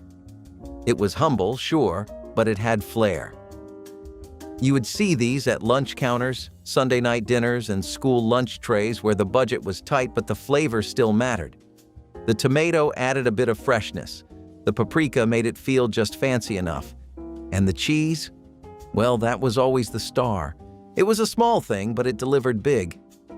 The cheese dream was a one-slice wonder, a reminder that sometimes the best sandwiches don't even have a top. But if you wanted something a little more refined, a little cooler, and straight from the country club, the next sandwich knew exactly how to dress for the occasion. Hot open-faced roast beef, white bread flat on a plate, overlapping slices of Sunday's leftover roast beef, then the gravy brown and glossy from drippings, flour, and beef stock, poured so generously the bread disappeared beneath it, was the kind of meal that required a fork and a knife but cost less than $1.50 and still felt like effort. In the upper Midwest, they called it a commercial. Beef commercial, turkey commercial. Diner shorthand on menus from Minnesota to Wisconsin through the 1950s, 60s, and 70s. You ordered it because it was cold and the mashed potatoes cost 30 cents extra, and you always got them. The home version was made on Mondays from Sunday's roast. The drippings scraped from the refrigerator where they'd solidified overnight into a rust-colored disc that smelled of everything good the oven had done to the meat. When the Sunday roast stopped, this disappeared with it. Peanut butter and honey biscuit was a protein-packed breakfast that appeared on Southern tables once peanut butter became widely available in the early 20th century. The combination seemed simple enough. Creamy peanut butter spread on a warm split biscuit with local honey drizzled over top. But the flavors worked together in ways that transcended their humble origins. The peanut butter's richness was cut by honey's floral sweetness, while the tender biscuit provided the perfect neutral base. This sandwich delivered sustained energy that lasted through long mornings of farm work or school lessons. Families kept jars of peanut butter in pantries alongside honey from local beekeepers, two affordable ingredients that together created something genuinely satisfying. Children especially loved this combination, the sweetness making breakfast feel like a treat while the protein kept hunger away until noon. The sandwich could be assembled in under a minute, perfect for busy mornings when time was precious. Thomas's sold date nut bread in a can, a small, heavy cylinder that you opened from both ends and pushed the loaf out whole, dark as gingerbread and dense with chopped dates and walnuts. You sliced it thin, spread each round with cold cream cheese, and ate it in the afternoon with tea or coffee while the house was quiet. It was a tea room sandwich before it was a home sandwich, the kind of thing women's clubs served at luncheons in the 1950s alongside finger sandwiches and fruit salad in stemmed glasses. By the 70s, the canned loaf had moved from tea rooms to kitchen counters, and the women who bought it didn't need a club meeting to justify the indulgence. They ate it standing at the counter the way men ate liverwurst, quickly, alone, with no one watching. Thomas's still makes it, but the women who sliced it thin enough to see light through the bread are mostly gone now, and their daughters buy sourdough instead. Of all the sandwiches that disappeared, prune butter might be the one that deserved a better reputation. Stewed prunes mashed into a dark, sticky paste and spread across day-old bread. That was a school lunch in the 40s and 50s, packed by mothers who knew dried fruit was cheap, filling, and wouldn't spoil in a tin pail. Some added cinnamon or a smear of butter to soften the intensity. Some mixed in chopped walnuts for texture. The result was dense and sweet, almost like jam, but earthier, with a chewiness that made it feel like real food instead of candy. Kids traded these away at the cafeteria table faster than anything else in the lunchbox. Prune had already become a punchline by the 50s, and no child wanted to be caught eating one. The mothers who packed them knew the nutritional value and didn't care about the jokes. They were feeding their kids on pennies. The kids who threw them away wished now they'd paid attention. Peanut butter and bacon sandwich was a bold combination that balanced salty smoke with creamy sweetness.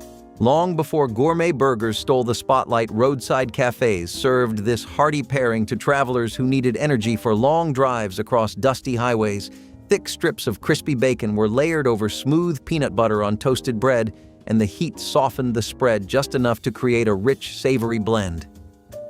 Families adopted the recipe during the 1940s when both ingredients were affordable sources of protein and fat, making it a dependable choice for a quick dinner or late-night snack. Soldiers returning from war often requested it as a comforting taste of home, while children loved the mix of flavors that felt like an adventure. In every bite, the sandwich was easy to pack for school lunches and stayed satisfying without refrigeration. Its daring balance of smoky and sweet still surprises modern palates, proving that mid-century cooks were never afraid to push the boundaries of flavor. Egg salad sandwiches were messy, mushy, and magical in the way only school lunch legends can be. Made from chopped hard-boiled eggs, mayonnaise, and a touch of mustard or seasoning, egg salad was the sandwich that smelled strong and stuck with you, literally and figuratively. It was packed between slices of soft bread and often left a faint imprint on the bag it came in. And yet, it was beloved. There was something comforting about it, something that felt homemade and humble. It was a meal you could trust.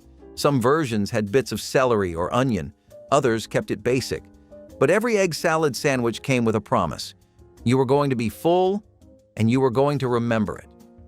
Kids either cherished it or turned up their noses. There was no in-between. But for those who loved it, egg salad was the crown jewel of the lunchbox. Today, it is often replaced by cleaner, quieter options, tucked away in prepackaged containers at the back of the deli case.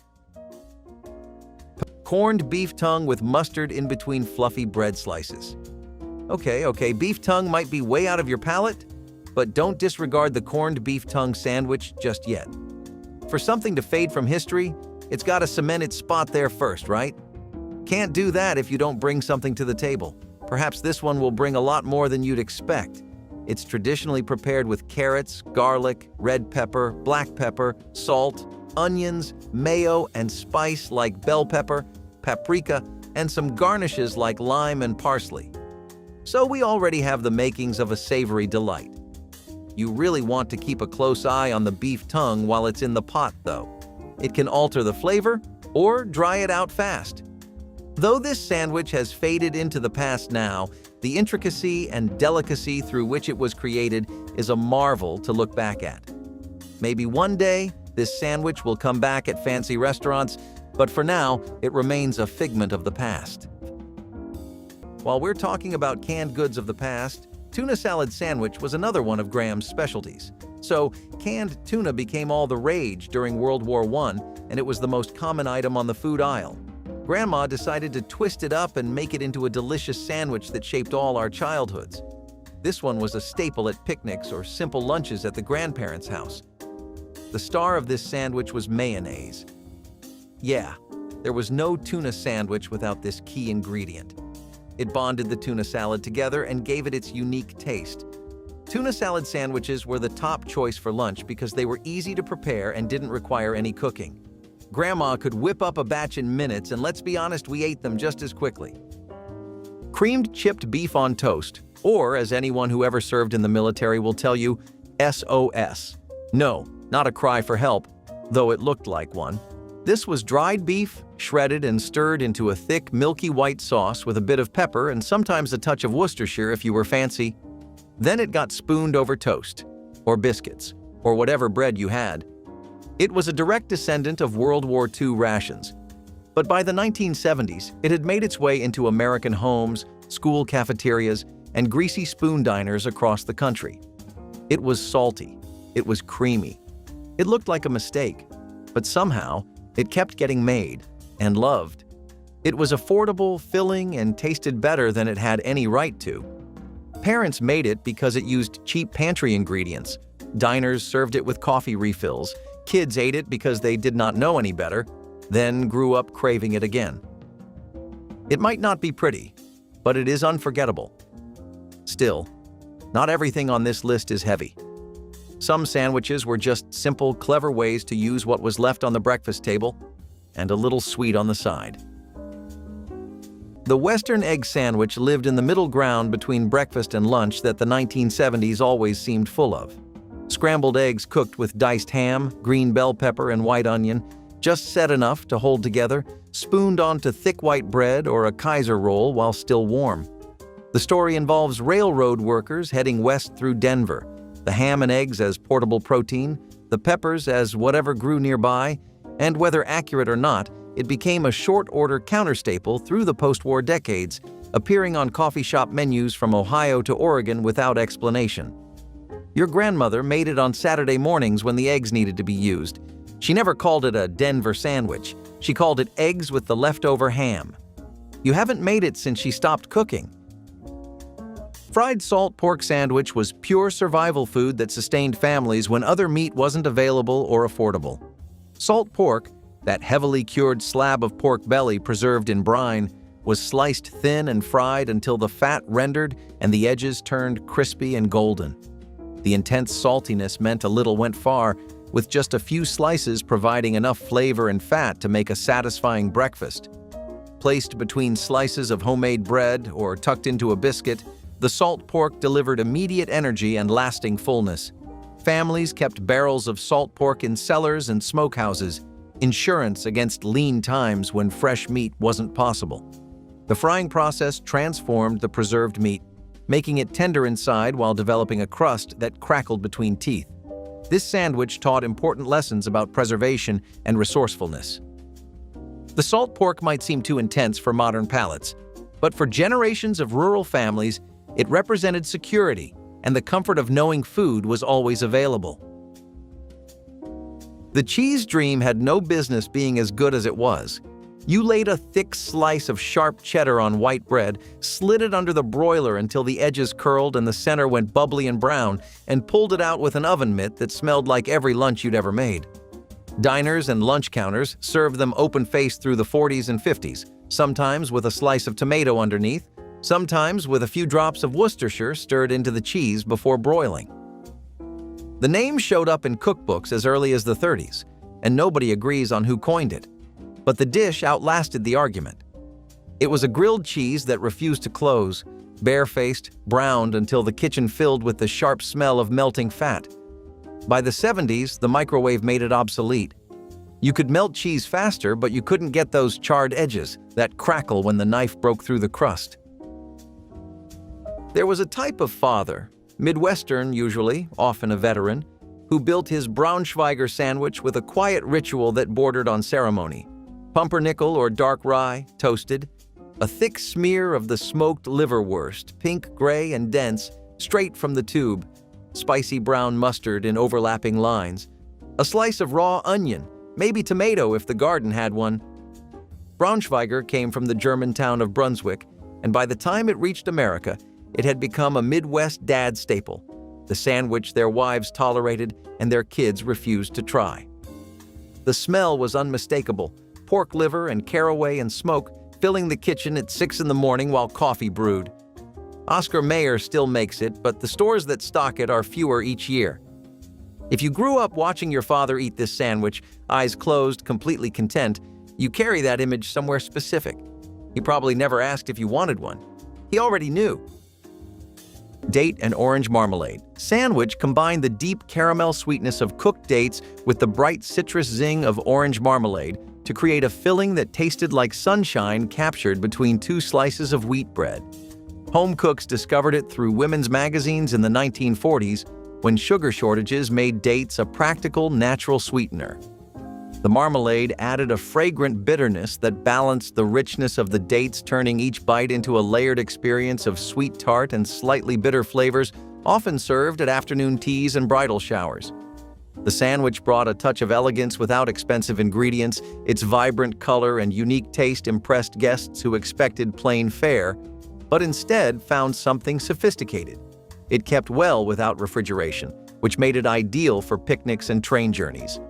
Though rarely seen today, the date and orange marmalade sandwich remains a reminder of a time when simple pantry staples could become a striking treat worthy of any gathering. Tomato sandwiches were summer captured between slices of white bread, simple and sublime. Nothing more than fresh, juicy tomato slices, a generous smear of mayonnaise, and a sprinkle of salt and pepper. That was it. But somehow, it was everything. The bread soaked up the juice until it was just on the edge of falling apart. The mayo added richness. The salt made the tomato sing. And when you bit into it, it felt like sunshine. These sandwiches were often packed right after a backyard harvest or a trip to the local farmer's stand. They were the definition of seasonal eating. No heating, no meat, just freshness layered onto something soft and humble. Kids either loved the tomato sandwich or hated it. There was no in between. But for those who did love it, nothing else would do. The sandwich tasted like summer break, like porch swings and cicadas, like sitting in class and counting down the days until school let out. Tomato sandwiches came and went with the season, and when they left, you missed them. You remembered how something so simple could somehow be so full. The cheese and Marmite sandwich is a rather confusing mix of ingredients with cheese slices and Marmite spread coming together to create a gooey sandwich. It's got an extremely memorable kick to it with its yeasty, savory, and salty notes. Now, this was really popular in the 50s, 80s, especially among the middle class and the 30-40-year-old age group.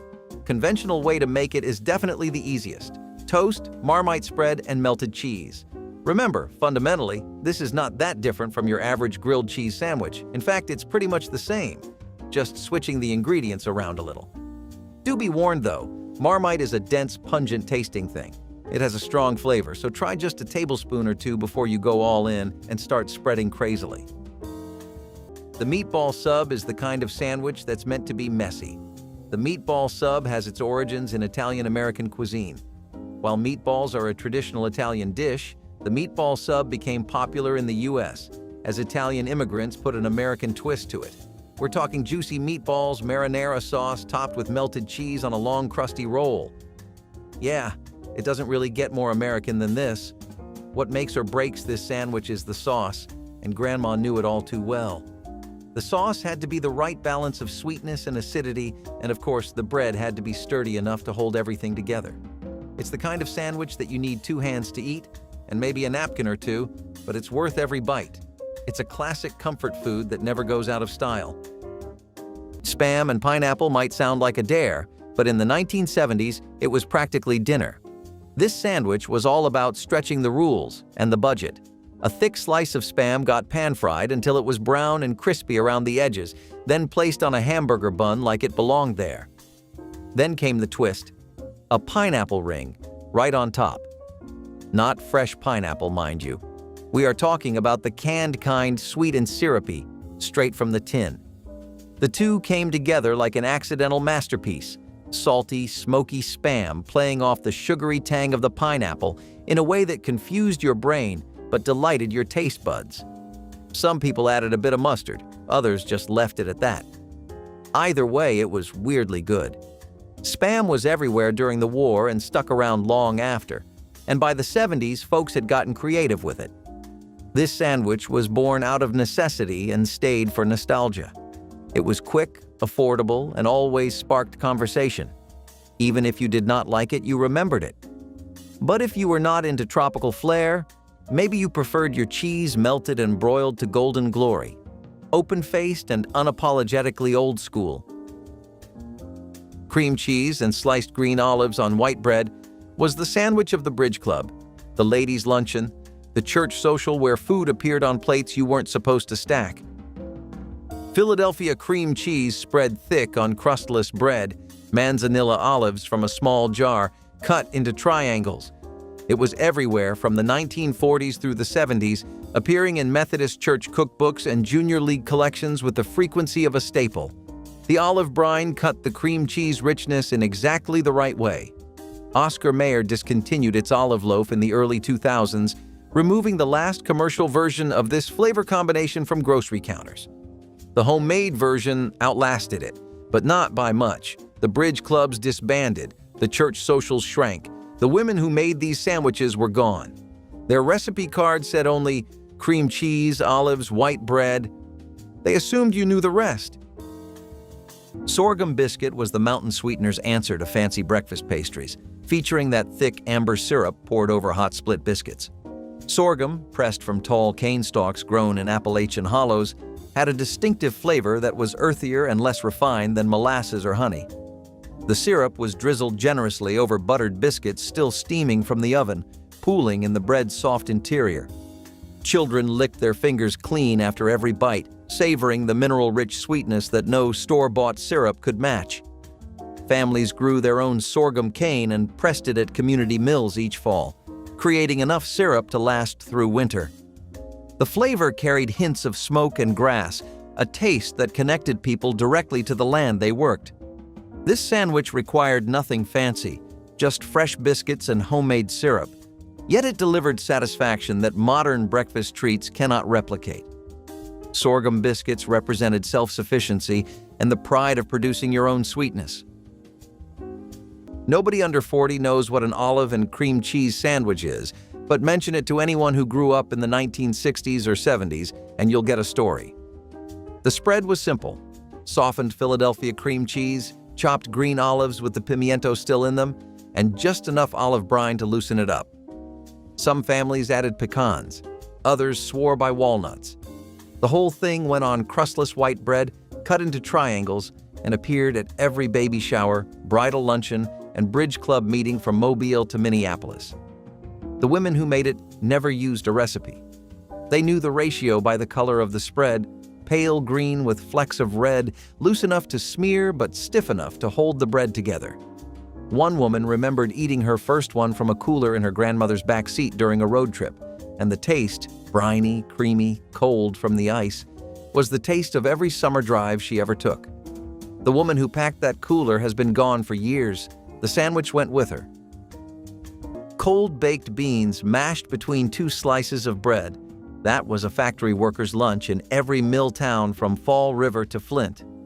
British immigrants brought the habit to American shores, and it settled into the lunch pails of men who worked 12-hour shifts and needed something that held together in a tin box until noon. The beans were Saturday night's leftovers, thick with molasses and salt pork remnants, scooped cold onto buttered bread and pressed flat. Sometimes a tomato slice if the garden was producing, sometimes a leaf of lettuce, mostly just beans and bread. A 1929 sandwich cookbook recommended them mashed smooth with mayonnaise and chopped onion for variety, and dozens of factory towns had their own versions, some with a drizzle of vinegar, some with a smear of mustard across the top slice. The taste was sweet, salty, dense, the kind of lunch that sat heavy in your stomach and kept you standing through the shift. When the factories closed and lunch counters replaced pails, the baked bean sandwich quietly left the table. Green pepper and cheese sandwich brought a satisfying crunch to the simple lunch plates of mid-century. America raw green pepper rings were layered onto slices of buttered bread and topped with a generous spread of sharp cheese. The contrast of crisp vegetables and creamy dairy created a refreshing combination that was both affordable and filling families appreciated.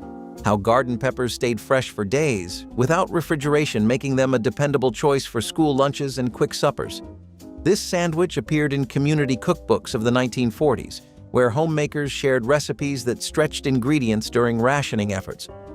Farmers enjoyed it during the harvest season when peppers were abundant and inexpensive, while children found the bright color and mild spice exciting. Compared to plainer fare, its straightforward preparation required no cooking, which made it perfect for hot summer evenings, when turning on the stove was unthinkable. Even though it has faded from modern menus, the green pepper and cheese sandwich remains a crisp reminder of resourceful American home cooking. Peanut butter and honey sandwiches were the gentle cousin of the classic peanut butter and jelly, quieter, softer, and maybe a little sweeter. Instead of fruit preserves, this version replaced the tang with something more mellow, something that stuck to the roof of your mouth and made your fingers smell like golden syrup all afternoon. It was the sandwich you got when the jelly jar was empty, but love was still in stock. A simple swipe of peanut butter on one slice, a drizzle of honey on the other, and two halves pressed together until the honey oozed just enough to make you pause. These sandwiches were often packed quickly, folded into wax paper, and slightly crushed by the weight of textbooks. But that did not matter. If anything, it made them better. There was something old-fashioned about it, something kind. Peanut butter and honey tasted like slow mornings, kind grandparents, and meals that did not need to be fancy to be filling. Today, they are harder to find in school cafeterias and less likely to show up in lunchboxes full of brand-name snacks. The pimiento cheese sandwich is a southern classic made with a spread of grated cheese, mayonnaise, and pimientos, typically served on white bread. This sandwich was once a staple at luncheons and picnics, but has become less common in recent times. The peak its popularity was definitely during the 20th century, mostly as a homemade snack. The conventional prep would be pimiento peppers and cheese, soft or grilled, usually cream, spread across 2 loaves of bread. It declined as a go-to snack after WW2, but the South remembers favorably the delicious pimiento sandwiches their grandmothers would whip up. Does it get any nostalgia going for you? This sandwich definitely rings some bells in the minds of Southerners, though it's hard to find places offering to create this now-forgotten sandwich. Liverwurst might not be everyone's cup of tea, but for those who loved it, there was nothing quite like a liverwurst sandwich. So, liverwurst, or liver sausage, has German roots and is a staple in many European countries. The name liverwurst comes from the German words Leber, which means liver, and Wurst, which means sausage. This one was also made with rye bread and was a common street food in the streets of New York. Grandma gave it a home-like feel by using homemade bread and using fresh veggies and toppings like mustard, pickles, or onions. Grandma knew that liverwurst sandwiches were a bit of a specialty, something that not everyone would appreciate. But for those who did, it was a real treat. The club sandwich was never shy about making an entrance. This was the sandwich equivalent of wearing a tuxedo to a barbecue. Triple layered, cut diagonally, and always served with a cocktail toothpick jabbed right through the middle like a victory flag, the classic clubhouse was a masterclass in controlled chaos. You had turkey, ham, and bacon stacked with lettuce, tomato, and mayonnaise on white toast, then doubled up like it had something to prove. One bite, and you got the salty crunch of bacon, the cool snap of lettuce, the savory chew of ham, and that creamy mayo keeping everything glued together. It was tall. It was filling. It was an edible tower of American lunch pride. You could find it at diners, roadside motels, airport cafes, and your Aunt Linda's house on a Sunday afternoon. No one ever finished a club sandwich without looking like they'd just solved a puzzle. Picking it up was half the battle. Eating it cleanly? Impossible. But satisfying? Always. This was the sandwich you ordered when you wanted to feel like you were doing something important. And while this one wore its sandwich royalty crown proudly, the next one took a completely different route, turning cheap lunch meat into the closest thing we ever got to pizza on a bun. The Kentucky Hot Brown arrived at home tables across the South and Midwest in the years after the Brown Hotel in Louisville closed its doors in 1971, a 12-year shuttering that pushed the dish off its home menu and into home kitchens, where families who remembered the hotel dining room began making their own. Fred K. Schmidt had created the original at the Brown in 1926, open-faced turkey on toast, draped with Mornay sauce, bechamel finished with Parmesan and Romano, then bacon strips, paprika, broiled until the sauce blistered at the edges. The home version substituted sharp cheddar when the proper Mornay felt like too much on a weeknight. It was still extraordinary. The hotel reopened in 1985 and put the original back on the menu. The home versions made during those 14 quiet years were, by most accounts, better. Cornbread crumble sandwich was a resourceful breakfast that gave yesterday's cornbread new life with nothing more than buttermilk in a bowl. Leftover cornbread was crumbled into chunks, then covered with cold buttermilk until the bread softened but didn't completely dissolve. Some families added a spoon of sugar, others preferred it savory with a pinch of salt. The mixture was eaten with a spoon but carried the same satisfaction as any handheld sandwich. This wasn't elegant food, but rather survival cuisine that wasted nothing and provided genuine nourishment. The tangy buttermilk combined with the sweet cornmeal created a flavor profile that was distinctly Southern and deeply comforting. Farm families ate this during summer months when cold food appealed more than hot biscuits. Children grew up with this as a familiar breakfast option, never questioning its unusual form. The sandwich represented practical wisdom, showing how creativity could transform leftovers into something worth eating. Fried peanut butter and banana sandwich got its fame from Memphis, but it lived in kitchens long before anyone called it the Elvis. The trick, the one his cook, Mary Jenkins, figured out, was toasting the bread first, loading it with creamy peanut butter and sliced banana, pressing the halves together, and frying the whole thing in butter until the outside turned golden and the inside went soft. His father, Vernon, showed Mary the method.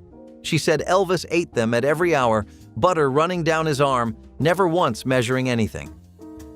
In February of 1976, he flew from Graceland to Denver at 1 in the morning to eat the Fool's Gold Loaf, a hollowed-out French bread stuffed with a jar of peanut butter, a jar of preserves, and a pound of bacon, at a hangar on the tarmac. That sandwich cost $49.95. The simple version, though, the one you could make at midnight with whatever was in the pantry, that was the one worth remembering. Because that is exactly what it was. The meal you made when nothing was left and someone still needed to eat. A 1920 recipe from the calendar of sandwiches and beverages laid it out. Hard-boiled eggs chopped with whatever pickle you had, bound with mustard and peanut butter, thinned with vinegar if the paste was too thick. Every ingredient was shelf-stable and already in the cupboard. The sandwich belonged to the 30s the way bread lines did, born when families opened their pantries and saw almost nothing. You made it because the alternative was sending your kids out with empty hands. Egg and peanut butter and pickle sounds strange now, but strange was a luxury nobody could afford. You ate what was there. The recipe survived in church pamphlets and Depression-era cookbooks passed along by women who understood that feeding a family on nothing was its own kind of skill. The chutney and cheddar sandwich delivered a bold contrast of sweet and sharp flavors by layering thick mango chutney beneath slices of tangy cheddar on crusty bread. The chutney provided a spiced fruitiness that paired beautifully with the deep bite of aged cheese, creating a combination that felt adventurous yet comforting. Mid-century home cooks embraced this sandwich, as imported chutney became more accessible through specialty markets and women's magazines promoted it as an elegant option for luncheons or cocktail hours. It needed no extra garnish and could be served warm or cold. Depending on the occasion, guests were always surprised by how well the bright chutney balanced the dense cheddar, transforming a simple sandwich into something exciting.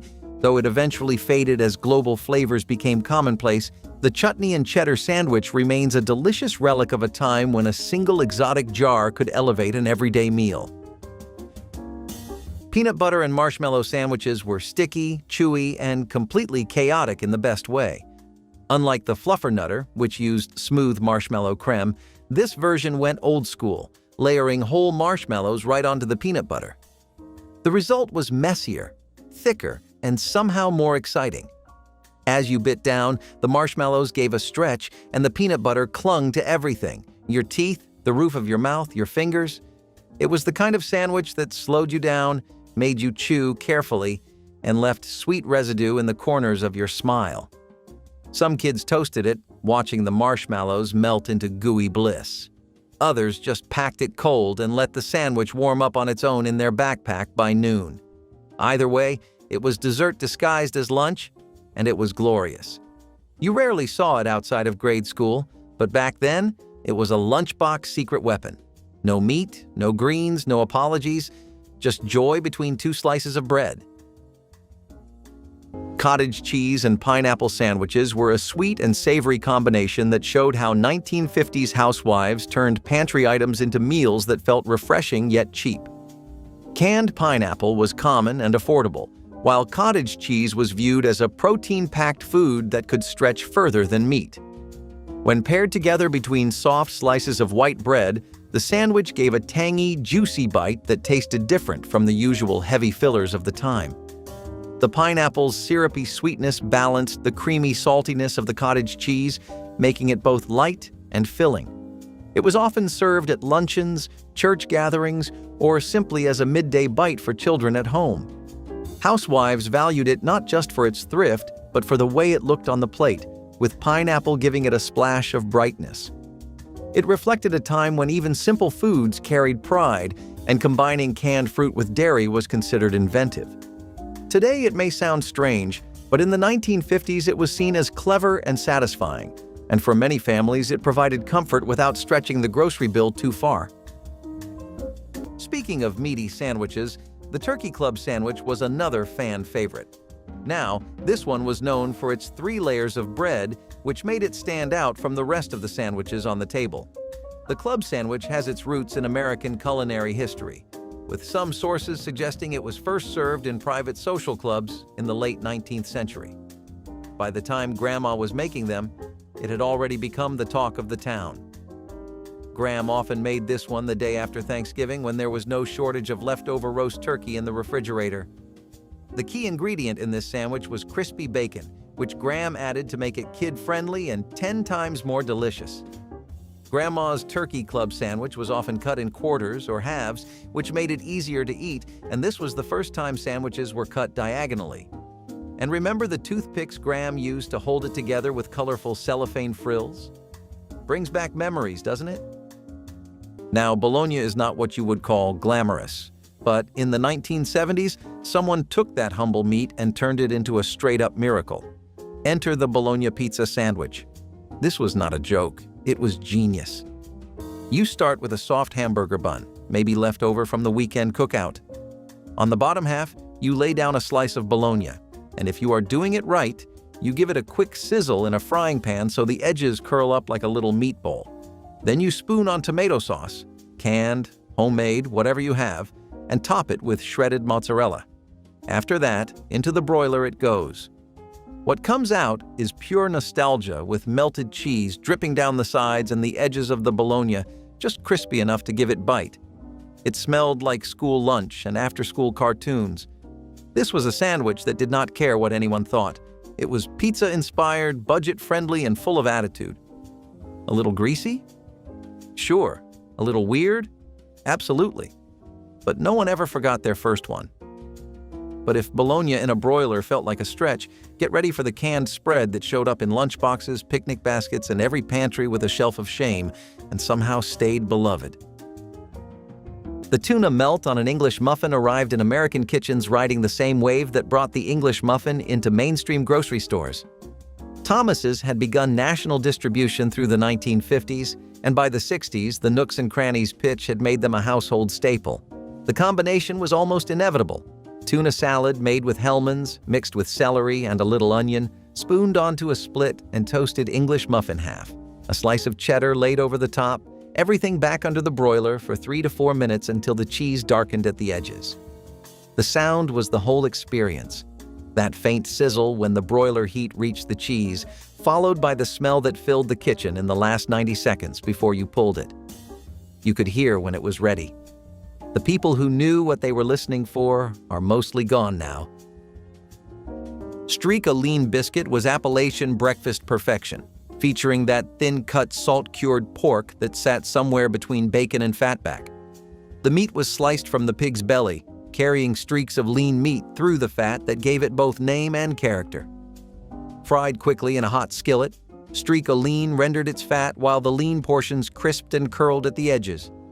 Tucked into a split biscuit with maybe a smear of butter or apple butter, this sandwich delivered salty, smoky satisfaction that powered hours of farm labor. The meat cost less than proper bacon but carried more flavor than plain fatback.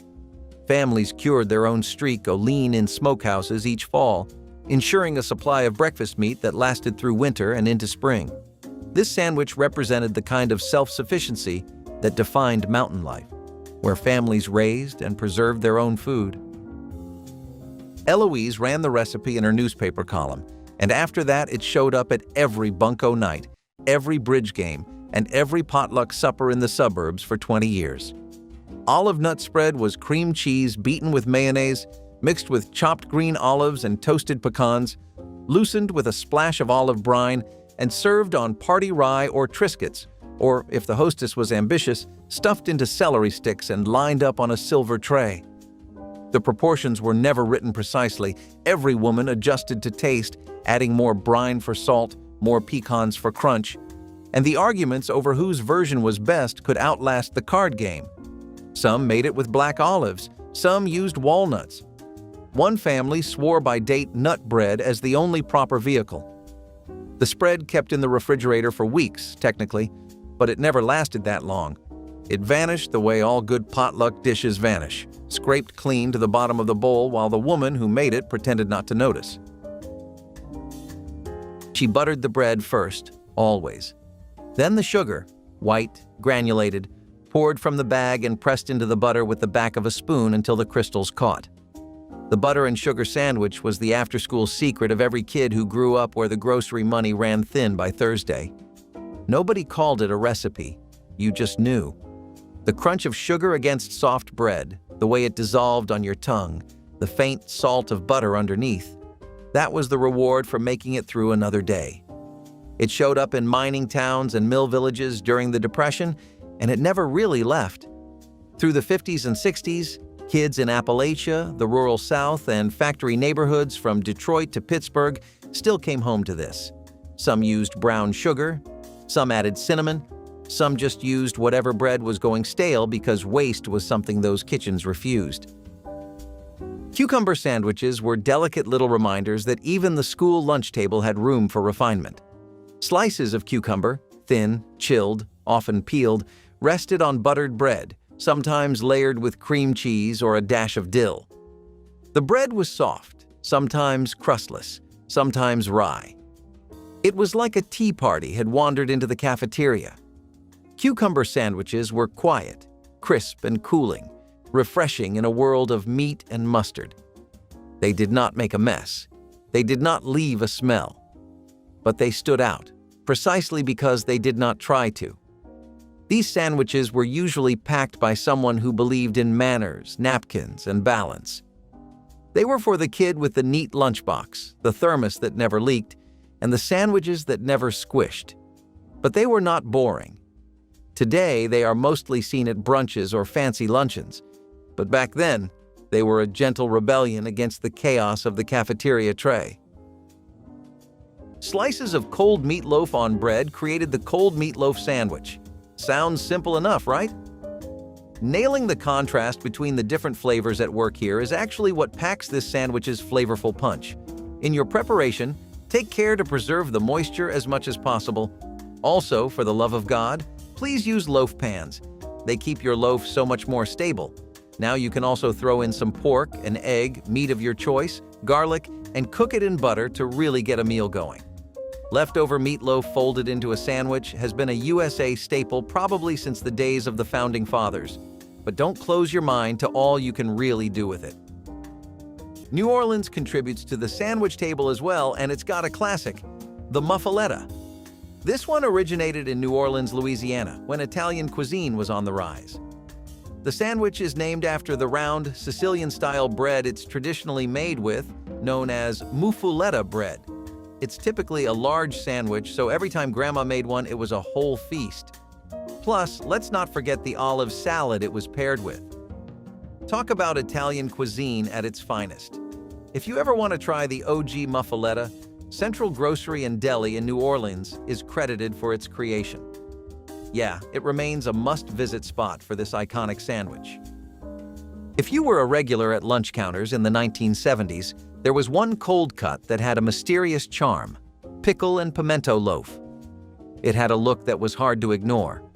A pale pink meat dotted with bright green pickle bits and tiny flecks of red pimento, like a mosaic made by someone who really loved sandwiches. It came sliced thin from behind the deli glass, slapped between white bread with a dab of mayonnaise, and wrapped in wax paper with a soda on the side. You did not question it. You just ate it. The flavor? Tangy, savory, and weirdly sweet, but not in a bad way. It had the texture of bologna, the bite of pickle, and the color scheme of a Christmas tree. For some reason, it vanished from most grocery shelves by the end of the decade. Maybe tastes changed, or maybe we just stopped putting pickles inside our meat. But back then, it was an easy go-to, a bit of fun, and a total conversation starter if you pulled it out during lunch break. Of course, if you thought that sandwich was messy looking, just wait until we dive into the one that was literally impossible to eat without getting sauce all over your hands and loving it. The patty melt disappeared so quietly from home kitchens that nobody noticed it was gone until they looked at a diner menu and felt something like grief. It wasn't a hamburger and it wasn't a grilled cheese. It was the thing in between, which is exactly why it worked. Ground beef pressed into an oval patty on cast iron then slid onto dark rye with Swiss and caramelized onions that had been going in butter for 20 minutes before the meat touched the pan. The whole thing went back on the griddle, pressed under something heavy, pulled when the bread was dark gold and the cheese surrendered. Patty melts appeared at Tiny Nailor's Drive-In in Los Angeles around 1950 and spread through diner culture over 2 decades, arriving in suburban kitchens by the early 1970s. The rye was the key. That slight sourness cutting through the fat of the beef and the sweetness of the onions. The ones that remember how to make it right are getting harder to find. Bacon grease toast was pure mountain efficiency, transforming yesterday's cooking fat into today's breakfast in under 3 minutes. After frying bacon, families saved the rendered grease in tin cans kept near the stove, ready for any cooking need.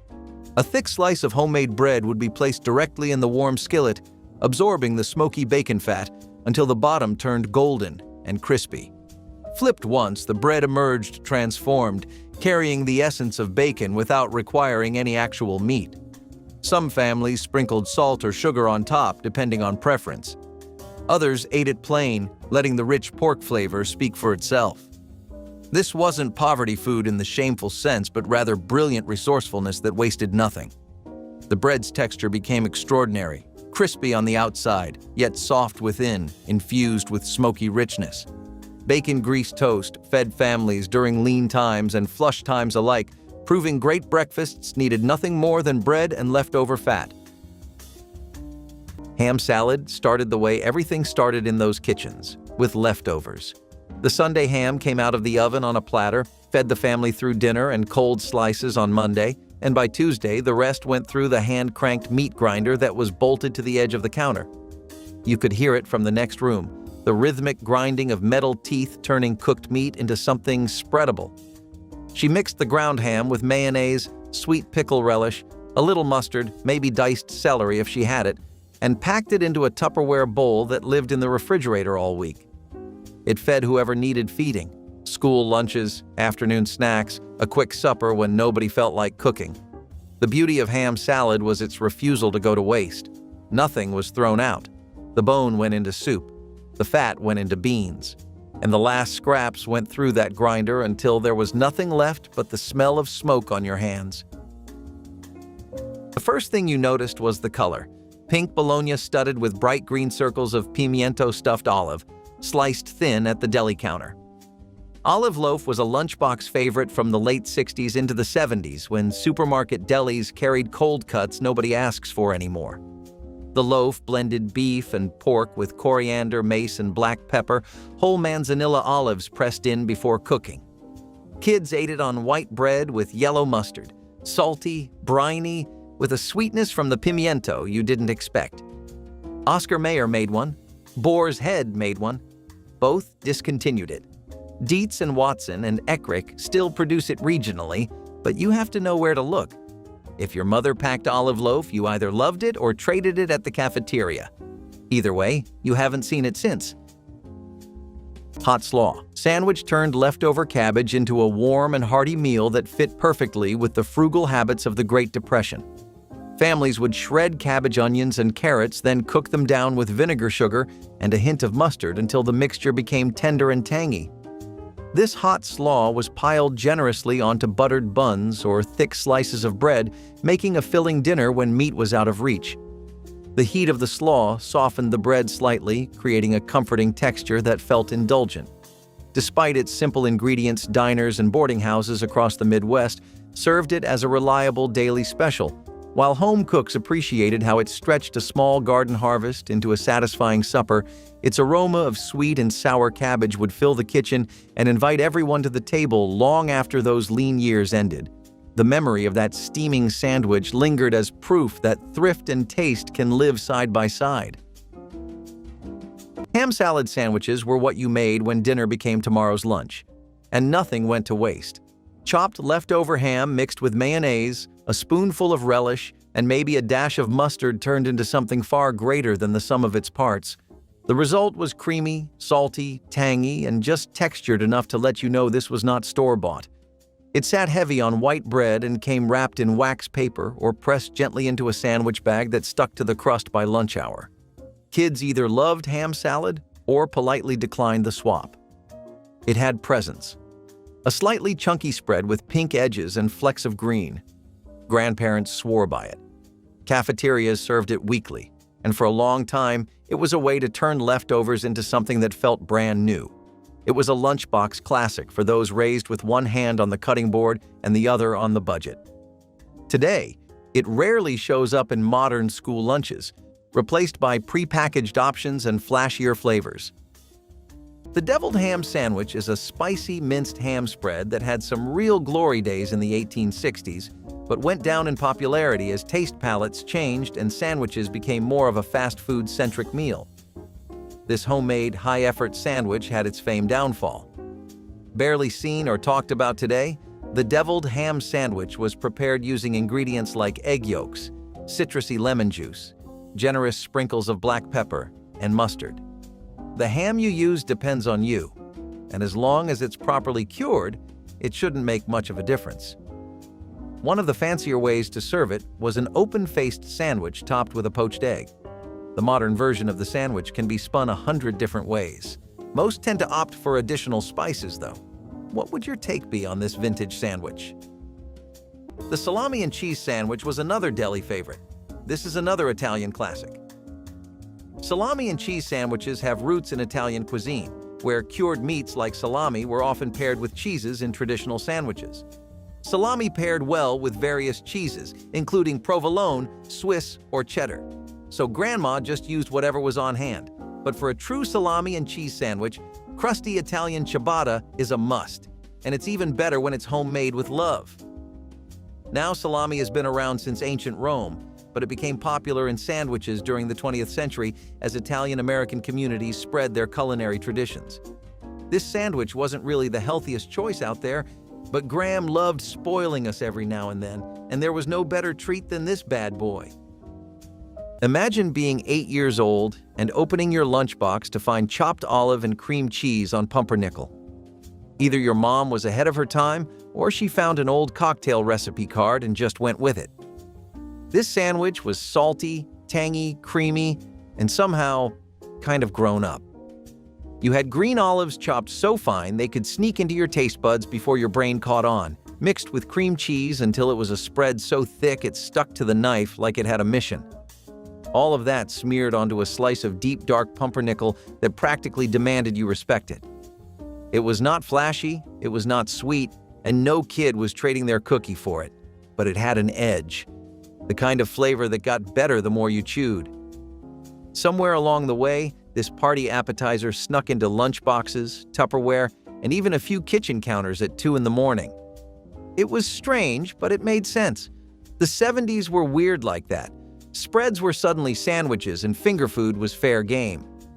Of course, if you thought cold spreads were wild, wait until you see what happens when tuna salad goes face-to-face with a broiler. Today, the mine is closed. McDowell County has lost 3/4 of its population, and Bologna costs more than a gallon of gas. Vernie Mae Blankenship is gone. So is the script. So is the Saturday ritual that fed 6 grandchildren on what the coal company paid. Drop your family's sandwich in the comments. The fried bologna, the banana and mayo, the one your grandmother only made on shift days. Because these sandwiches were never really about what went between the bread. They were about what the coal dust never managed to take from the kitchen.